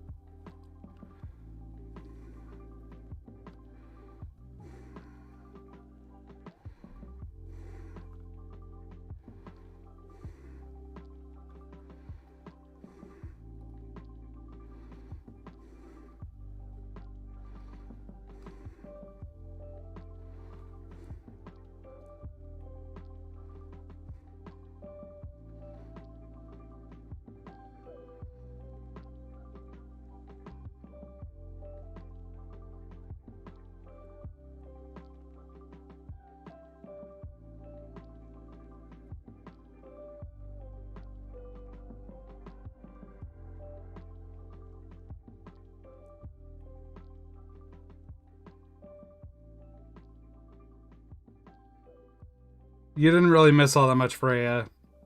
Me reflowing the pins or the headers on the milk to see if that was the problem, and then giving up and deciding to do it this way. So I need flux.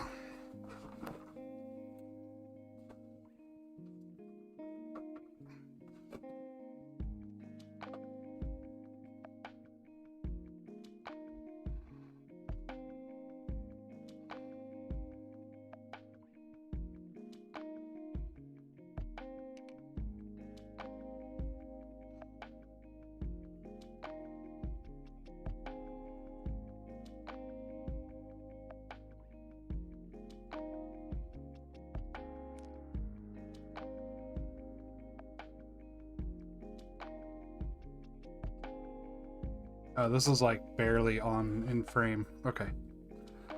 So we're just gonna tin this pads up a little bit.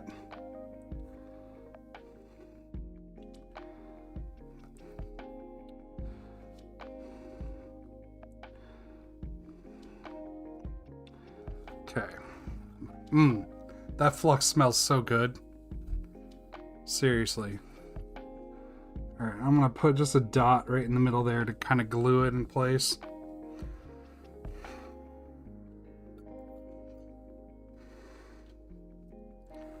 And take the chip.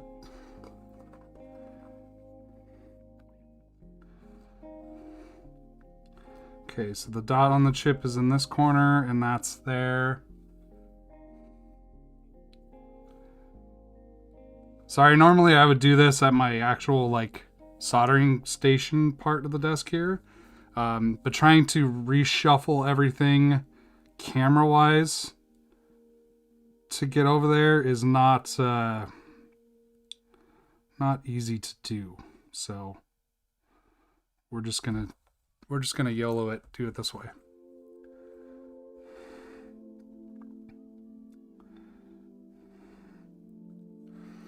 All right.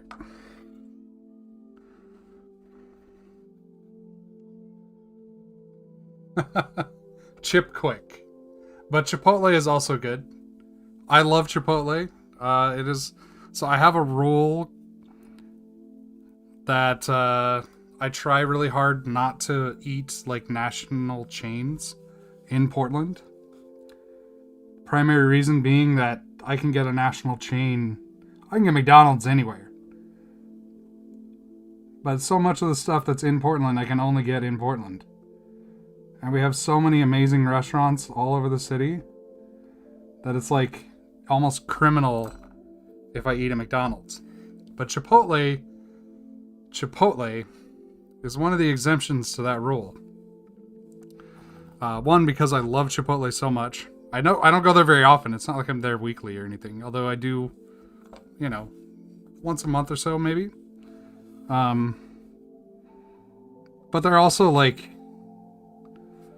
better, like in terms of they're a better company, they're a better, you know, they're not just like your standard run-of-the-mill shitty fast food chain. They're like decent. They're good to their employees, that sort of thing. So that's my excuse. Okay, so we glob up some stuff on here. On the controller. Okay, now I'm going to add some flux and pull off the excess.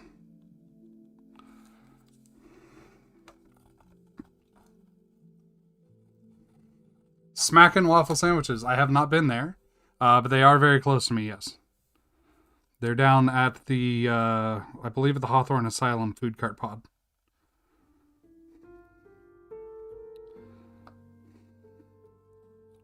Which is about 15 blocks from me.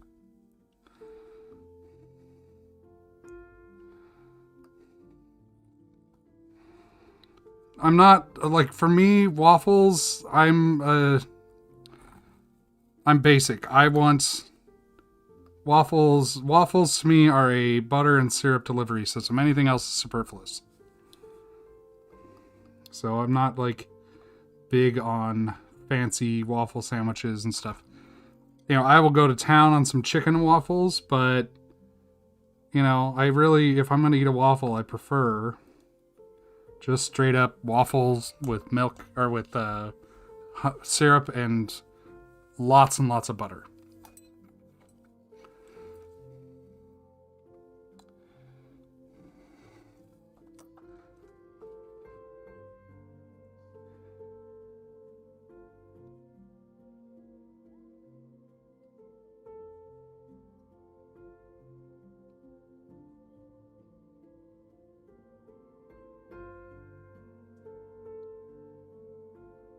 Yeah, and it's okay to be wrong.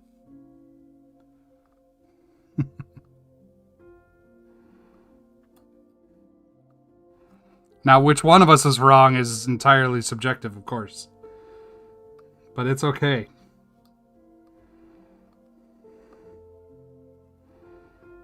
I love savory foods too. But, yeah. Just always...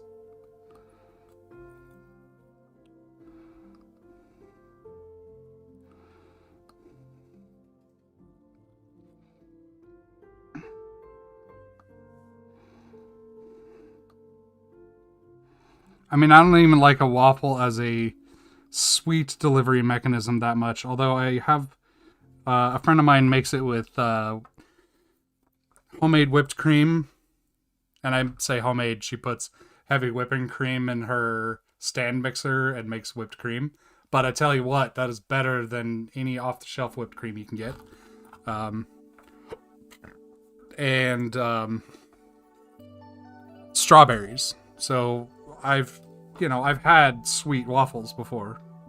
Sweet waffles that aren't just butter and syrup. Okay, so we've got that one. I think this is upside down.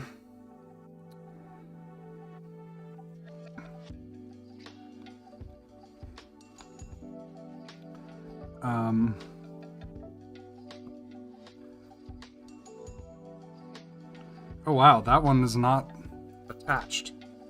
And it is important that that one is attached. Either that or I just lifted the pad. Entirely possible I just lifted the pad.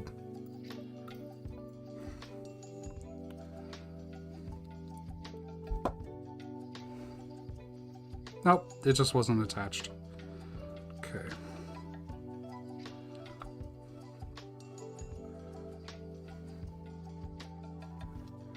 Wait, there are mouse bites on the Zaphod PCB?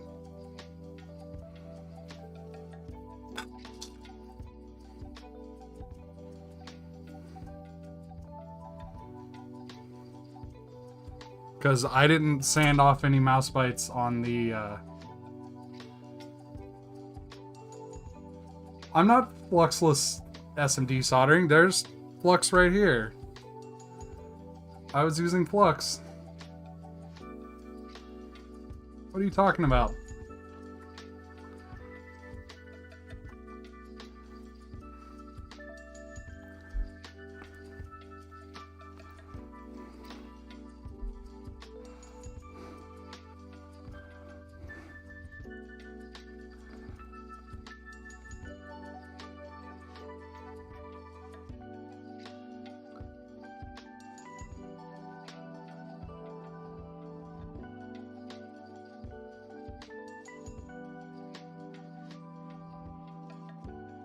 Oh, Louis Rossman, nah, that guy. I don't know, every time I see one of his videos pop up on my YouTube feed, I just look at him and I'm like, with the little boom thing, like he's trying to sell me, whatever. There's probably some prejudice involved there that I really shouldn't get into, that I really should be ashamed of, but anyways, whatever. He does his thing, he shits all over Apple. Some of it is some of it is, I agree with, but most of it is just like, really, dude, just whatever. I don't know. Anyways, suffice to say, I am not really a fan. But whatever. He's got his own little niche, and good for him.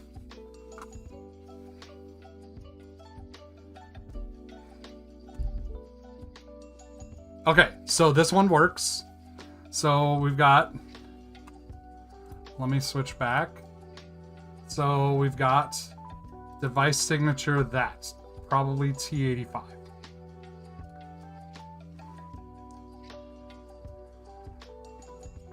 Cool. So let's go back to our use stuff.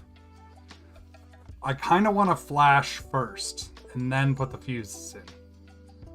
But I'm paranoid that that's not the right order of operations.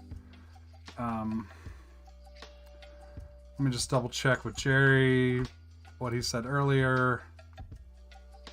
Try to do this all in one line. Might work better. Okay.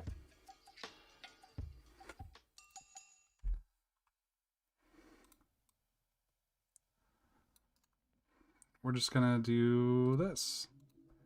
Boom. So we've got avrdude config file, avrdude.conf. The programmer is Arduino.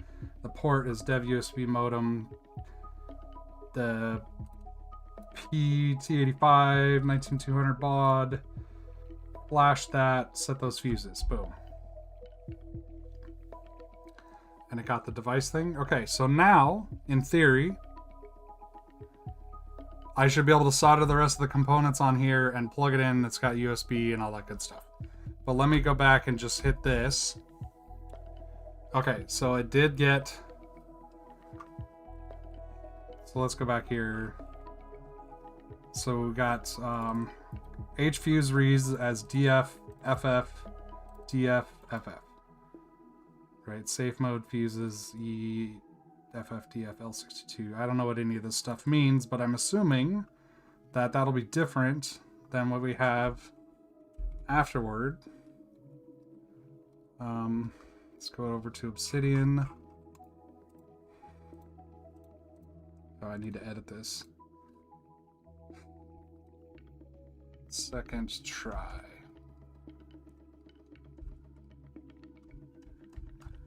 Okay.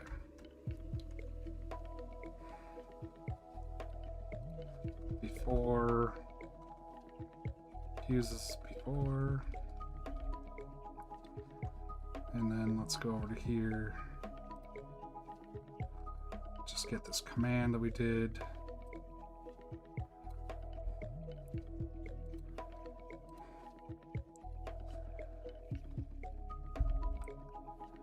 Okay.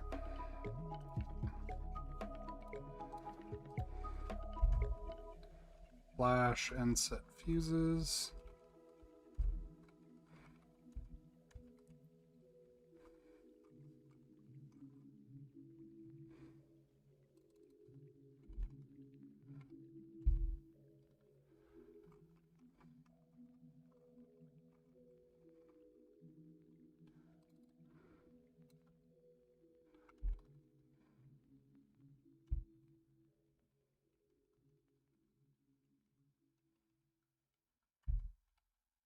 Okay, and then come down here, and then checking fuses again.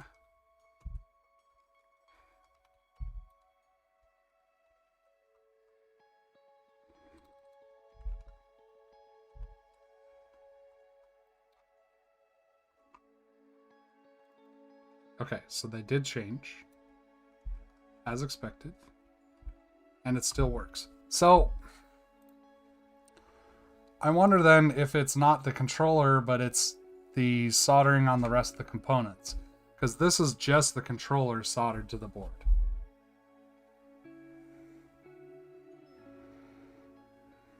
None of the other stuff is there. Not the LEDs, not nothing.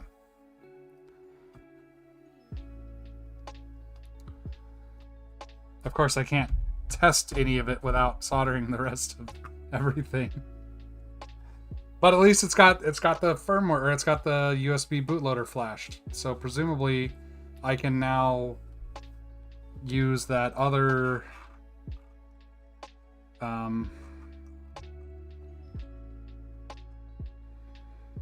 let's see. Now that's T85 default hex.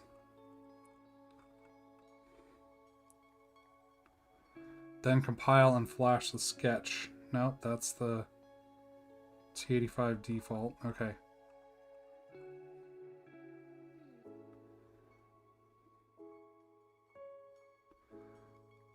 So Jerry, from here, how do I program, like, assuming I had USB, this was all working, how do I compile your sketch?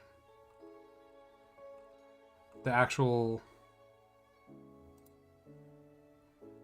this sketch.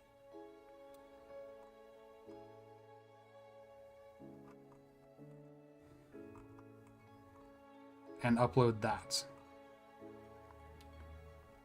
Just use it as regular Arduino? Like in the board, Arduino something or other?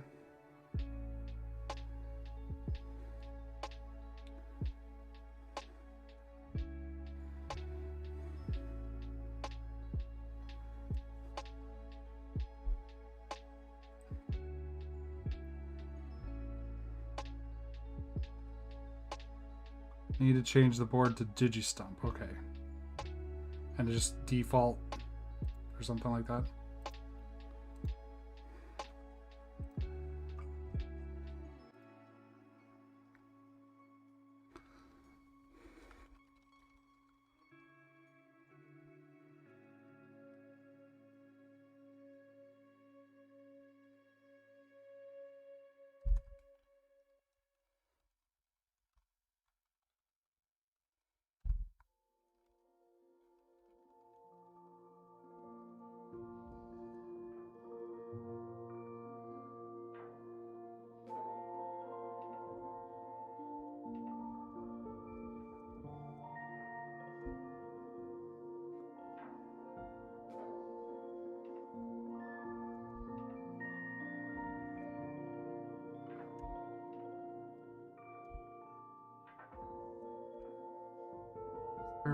actually just turn this into a...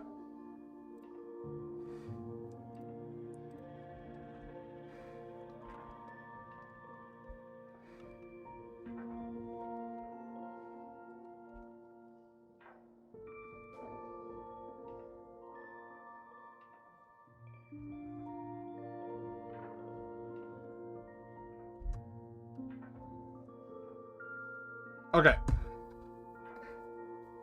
Now the question is, do I want to try to solder this all up now, or do I want to quit while I'm ahead?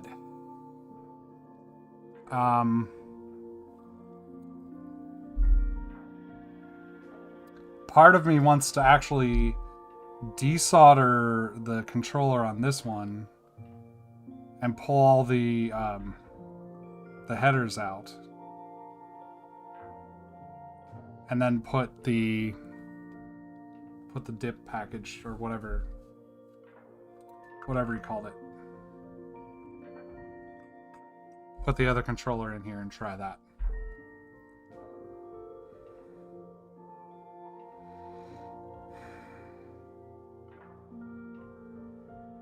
But both of those would require me to reset everything up to the other side of my desk. And I don't want to do that. So we are going to hold off until next week for finishing this up. I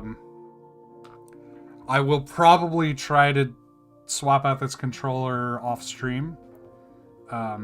Just to do it.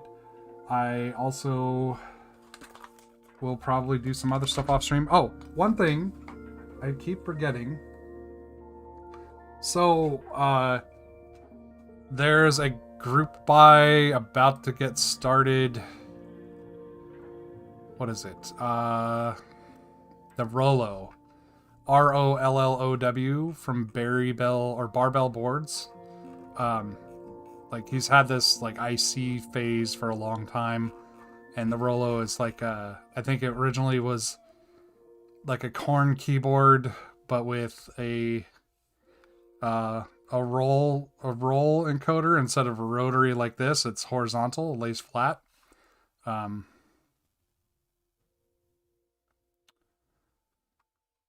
But I don't know how soon it's going to get started. But before they started that, they did some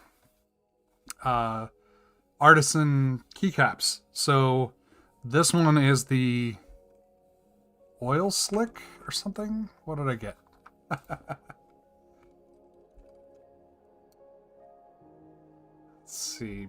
Barbell boards.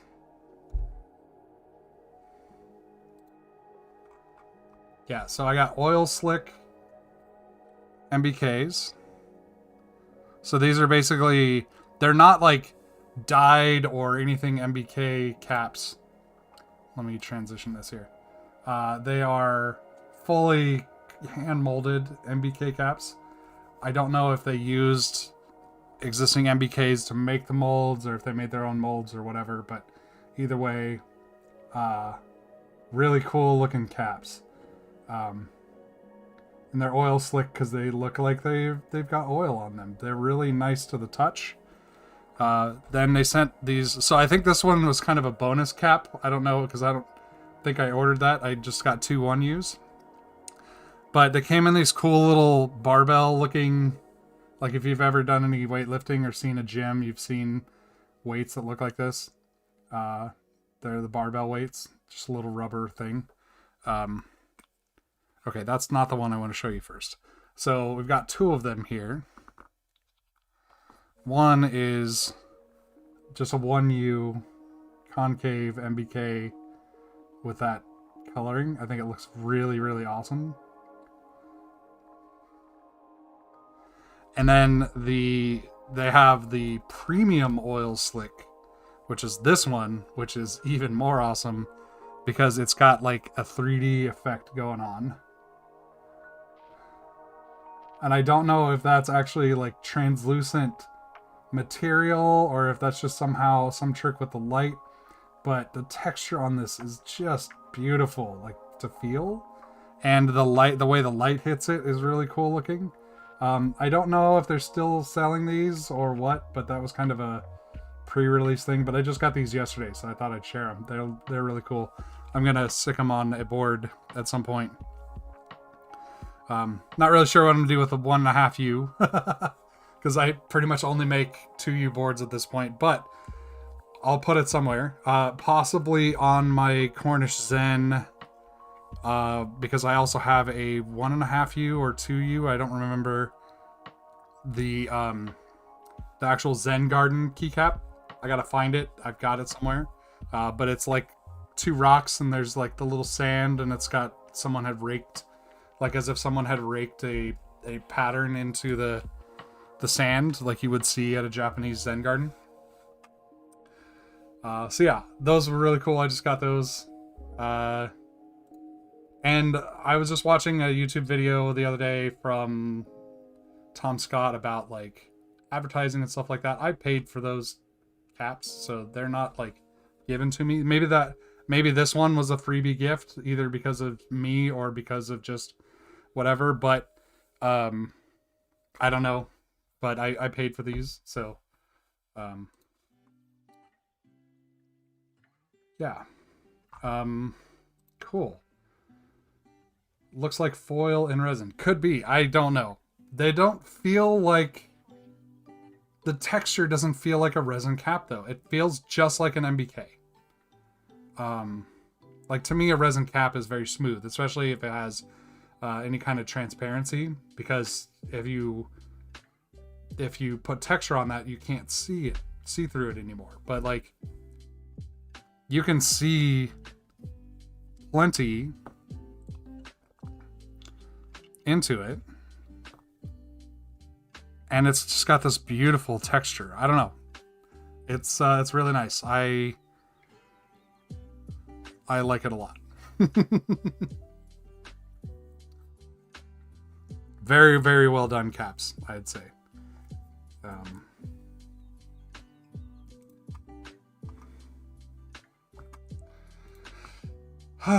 Okay.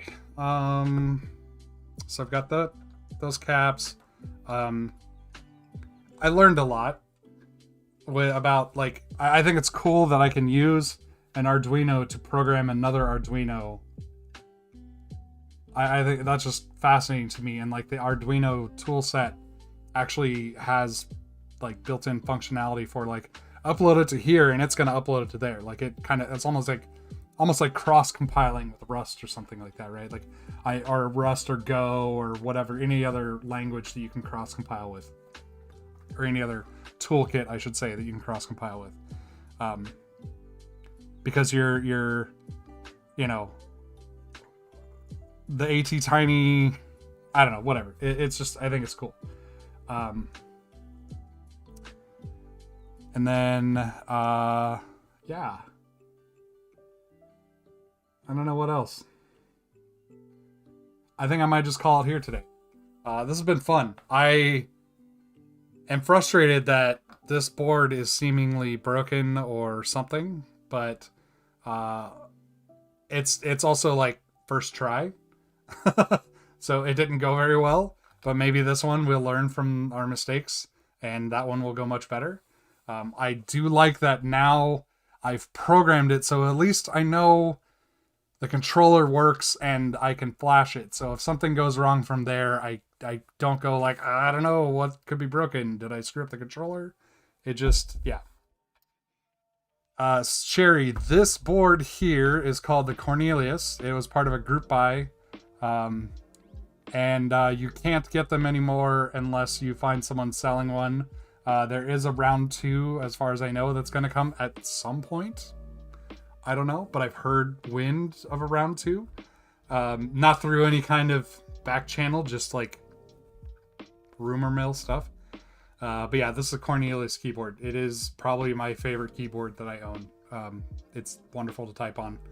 But it's not going on the trail with me because it weighs more than my entire sleeping kit. So my tent, my sleeping bag, my mattress, my pillow, and my sleeping bag liner combined weigh less than this. It's not going in my backpack. It's not going on the trail with me. Because this thing weighs probably like 8 pounds or something like that. It's pretty hefty. So yeah.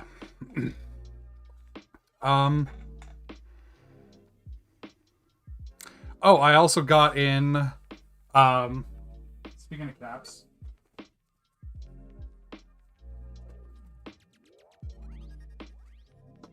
So I got in my order from MK Ultra of these are the MBK color factory color caps. So these are the like official factory MBKs. I have, just for very, very light comparison, just shades. These are the MK Ultra purples, and this is the MBK purple, so they are a different color. I don't want to do like a side-by-side comparison of them because there's been a lot of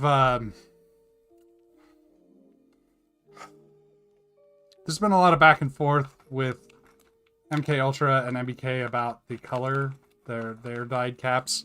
I don't want to throw gas on that fire, especially because like presumably these are just by default going to be better because they're whatever. I don't know. I don't want to try to say one is better than the other or anything like that. They're different caps. They'll just call them that. They're just different caps. So I'm not going to do a direct side by side like, oh, look, this one is way more even, you know, because anyways, doesn't matter. But they look really cool. You've already seen some of them if you followed my stream because I put them on a board that I've actually put away, so I can't get it out right now. I had a bunch of samplers of different colors of these, and I put them on my Osprey, the chalk Osprey that I have. Made like a rainbow pattern. It looks really awesome. One of my favorite keyboards from a just totally purely style perspective. But I got like full kits for these, so I'll probably do, I don't know. I'm bad at like combining colors, so I just do solid colors. But I bought a bunch, whatever. Yeah, I don't know. So I've got those.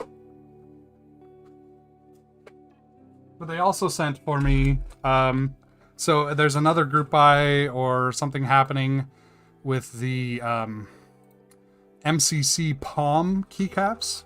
So these are, or maybe they're even in production now. I'm not really sure. So these are those. They're made out of a different plastic and they're MBK profile. But they have legends on them. And I think these are like factory legends too. They're, I'm sure, dye sub. But they're kind of translucent in that they will allow some RGB to shine through. So I need to find another chalk RGB board to build to put these on. These are just loaners. So at some point, Eric is probably going to send me an email like, okay, mail them off to this person. And that person is going to get them next.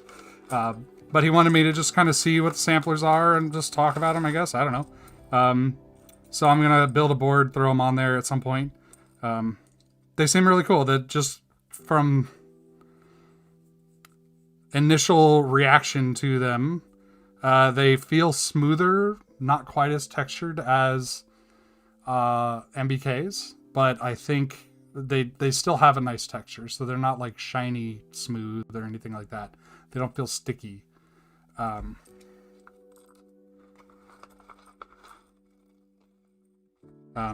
yeah, they seem pretty nice. I don't know, they're keycaps. But these are coming down the road at some point as well. I think they're going to be a group buy and then in stock or something like that. So, yeah.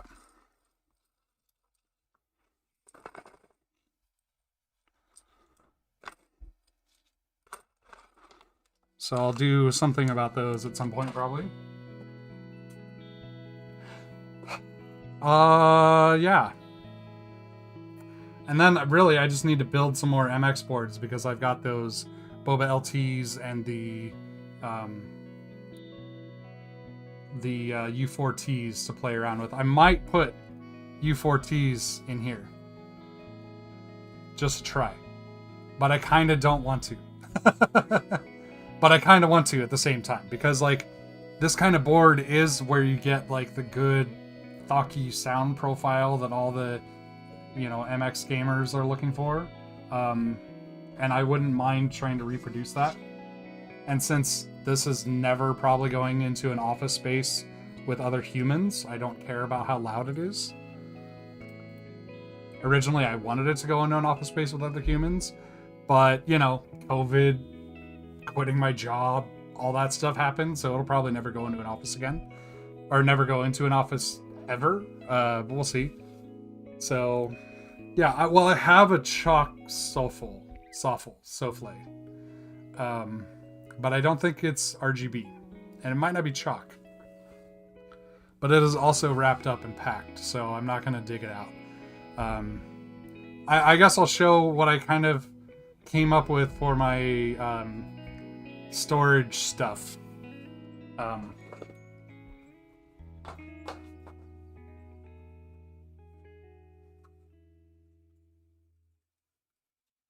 So if you were at the meetup, you kind of already saw this, because I bought a bunch of this purple felt. But I had it much more like Christmas present wrapped, where it was like fully tucked on the edges and stuff like that. Whereas this is just kind of like rolled around once and then pinned in place. I need to do something better with this label. What I would like to do is put a QR code on here, and that takes you to a page on my website or something where you can see all the details about this board. Like, this is a Revian 41, but specifically it has GTMX switches in it. And it probably won't ever, but I, maybe talk about that a little bit on each board, kind of what the specs are at the very least. But then this way it just plops. I've got a big plastic tubs that I bought, that are very shallow, but huge. They're like, I don't know, 2.5 feet long by 1.5 feet. So for freedom haters, they're about, about 3/4 of a meter and half a meter. I don't know, and whatever deep. So I'm just kind of stacking them in there vertically. I wanted to like do foam inserts and have all this stuff, and I just like, but that's just way too fiddly. And I don't need that, because I don't need those for, like, I would do that if I was traveling with these, but even then I traveled with a bunch of these in a backpack wrapped like this, and they turned out okay. So, but yeah, I'd like to have like, just something on each one. And also this doesn't stick very well to this felt. So I'd like to have something that I can like sew into, or maybe get some rubber cement to put it on there or something. I started this with using hot glue on the edges, but I ran through so many hot glue sticks that I'm just like, this is ridiculous, and it's not necessary. I think if I was to do it more like that and try to create like a pouch, I'd probably just like go to my friend who has a sewing machine and just sew up the edges so it makes it into a little pouch kind of thing. So yeah, but and it's not like the idea with it is not so I can slide it out, but I guess I kind of can. Whatever. It's just put it away. Yeah, I could sew it by hand too, but that just sounds like a pain. and really, like, sew it by hand, I only need a couple of stitches in each one. I could probably just use the yarn that I have for knitting, and just sew it up, and it'd probably take me 2 minutes. But like, my nerd brain wants to do it with a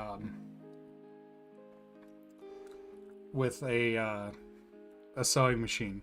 Like, it's got to be perfect. I can't just half-ass it.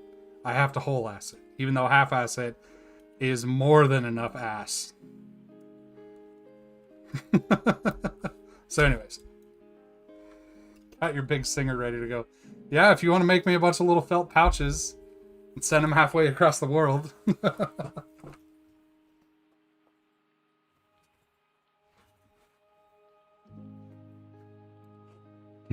So yeah, so you, Sherry, you might see the caps. That font might look familiar because it's the same font that's on the Apple Extended Keyboard too. And I'll post a link to that, or I'll just pull up the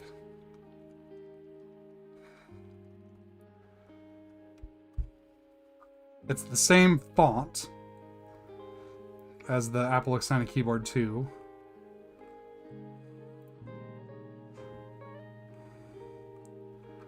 They're obviously a little bit different. The letters are weighted a little differently and stuff, but it is the same font because that is an open or a freely available font. The icons are all like hand designed by, not Matto, Beep, B-I-I-P, whoever that is. Who I would love to have them do MBKs with this, but they apparently don't like low profile, and that's just that.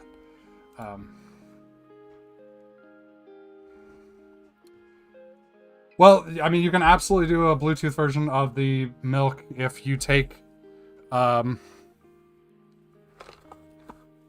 if you use the OG 2% Milk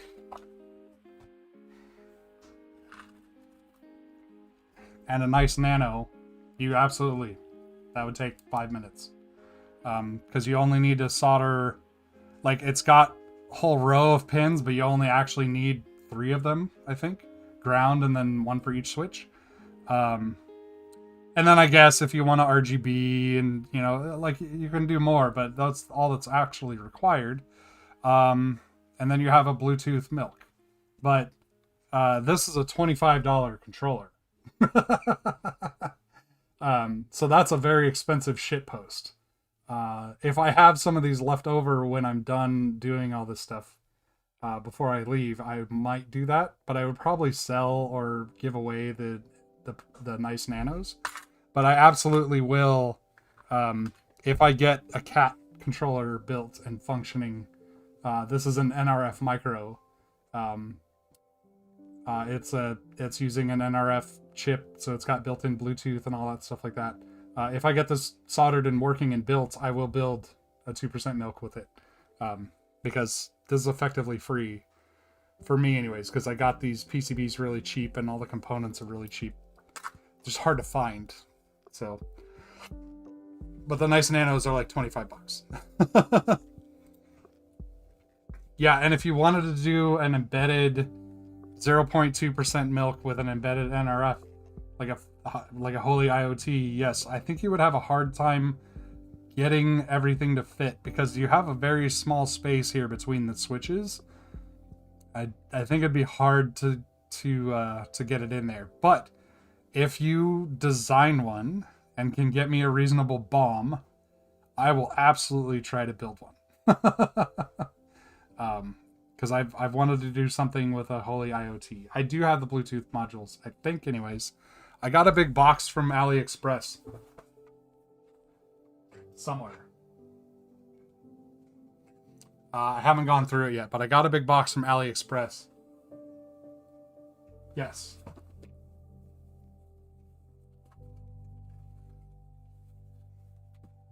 So in this box, I should have the NRF microcontrollers somewhere. See, it just has order numbers, so I don't know.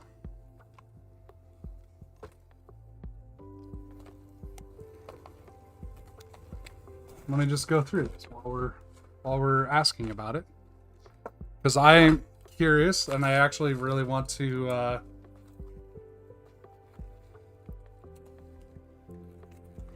check it out. I would like to see if I got all the parts. Because if I got everything, if I got the controllers itself, but none of the rest of the parts, I should be able to go to my local parts distributor and get everything. Well, I got a shitload of resistors. Anybody need some resistors? I think I could only order these in quantities of 1,000, so I got 1,000 of them, and it was like $2.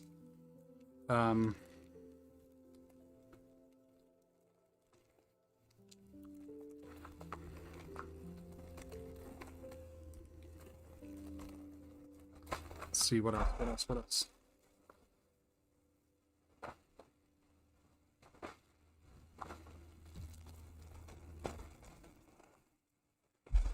It's like Christmas up in here.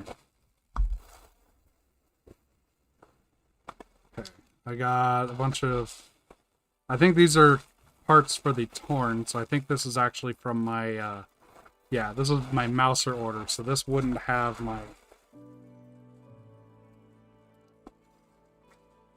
NRF micro stuff, because I got all the torn parts from Mouser, because there was like someone had done a, like an Octopart shopping cart for all the all the torn parts, and then in Octopart you can just go look and see what all is available and just click and it puts them all into your shopping cart in Mouser, and then there you go. And I have now, so I'm one step closer to the torn because Noman sent me, I thought he was going to send me one. He sent me 6 of those controllers. So I now have 6 of the Atmega 32 dip, the long boys. So, yeah, I'm excited about that.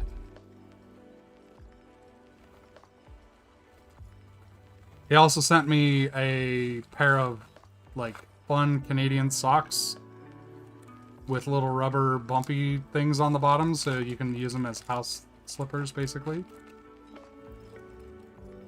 Yeah, I want to build a Discopad too. I've got a bunch of stuff now to build. So much of it is really like getting past my fear of these tiny surface mount things, because I feel like I'm just going to screw them all up. Aha, yes. So here are the NRF Micro, I think. E73 something or other. So I've got 5 of them.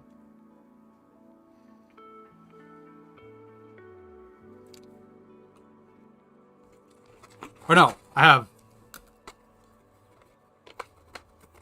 10 of them. So I am, yeah, I can build 10 of them, or at least attempt 10 of them. I don't know if all the other parts are here, but that's the hardest part to find. The rest I'll just go down to the parts distributor down the street. I mean, it's literally like 2 miles away. And go over there and be like, so I need like all of these things. It's really weird going in there to buy things. They have like a little maker section with like Arduino things and like little kits or components for that sort of thing.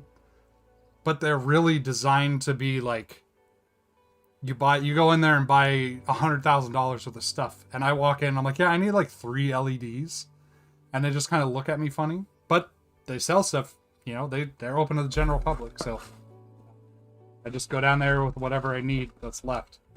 They probably don't have a lot of like highly specific stuff. So that's why I tend to get it on Ali or something like that. But for like, I need a bunch of resistors of this value. They'll be like, okay, what size do you... I'm sure they have them or can get them for me pretty easily. So that is that. And also that is that. I'm just going to call it right here. At some point, we will have NRF micros. At some point, we will have a torn. At some point, we will finish up the 2% milk. That will happen. This will work. I'm not going to make any promises on the RGBs, but everything else will work. Like if I have to just like build that thing on a breadboard, it'll work. Yeah. Atmega 32U4 with Bluetooth embedded. I don't even know that that's a thing that exists. I would be very suspicious of that.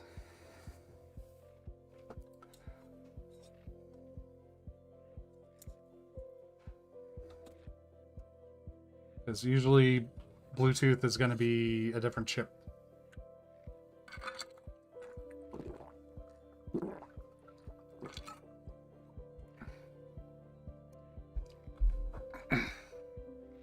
And yes, I know my desk pad is filthy. Yeah. Okay. Yeah, I mean, Sure, I don't know. I have no idea how that stuff works. Like in theory, you could. I guess I should say, yes, you can do it. If the parts are there and they're all wired up and wired up correctly, someone did it. It clearly someone probably made it work. Whether or not you can get QMK or ZMK or some out-of-the-box firmware to run on there is an entirely different story. You may have to roll it completely yourself. So, yeah. And I have no idea any of that stuff. Like, 90% of what I use is either a Pro Micro or a nice Nano. And I'm starting to dabble with the KB2040s. So, uh-oh. What happened, Ron?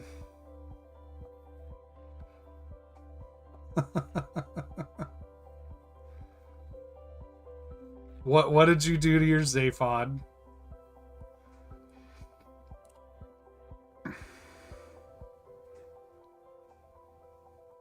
Yeah, the acrylic case hardware is a little confusing. Apparently they're not asymmetric, or they're not symmetric.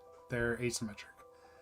And I don't know what the implications to that are, because either I got lucky and put it together the right way, or it's not off enough that it matters. But I built, what, two or three with acrylic cases? Yeah, the screw length is an issue for sure. Pete sent me, at least, I got 2 full sets of 2mm and 2 full sets of 4mm screws. But there were a couple of cases, or there was that one case that needed, that the 2mm wouldn't work on either side. And 4mm were too long. They met in the middle and then stuck out. So I had to get 3mm screws. So I got 3mm screws. And if you need a link to that, I can send you the Amazon link to a box of them. They were $6 for a whole assortment. There's probably more efficient ways to do it, but that was the one that I found first. And it was $6 and I could have it in 2 days. So I was like, click. It was not a big problem. One of the kids had a meltdown. That never happens. Okay, I'm going to call it here. Because if I just keep responding to chat, I'll be here all day. If you want to hang out some more, please check out the Discord, I guess. This is the first time I've really promoted it very much. Down in the description, there is a link to the Discord. I also hang out in the Low Profile Keyboard Discord. And the Absalom Club Discord, among other. But those are the two, like, generic kind of, or, like, public Discords that I'm in that are, like, broad category ones. So yeah. Cool. All right, I'm gonna call it. Bye. Have a great day, everyone.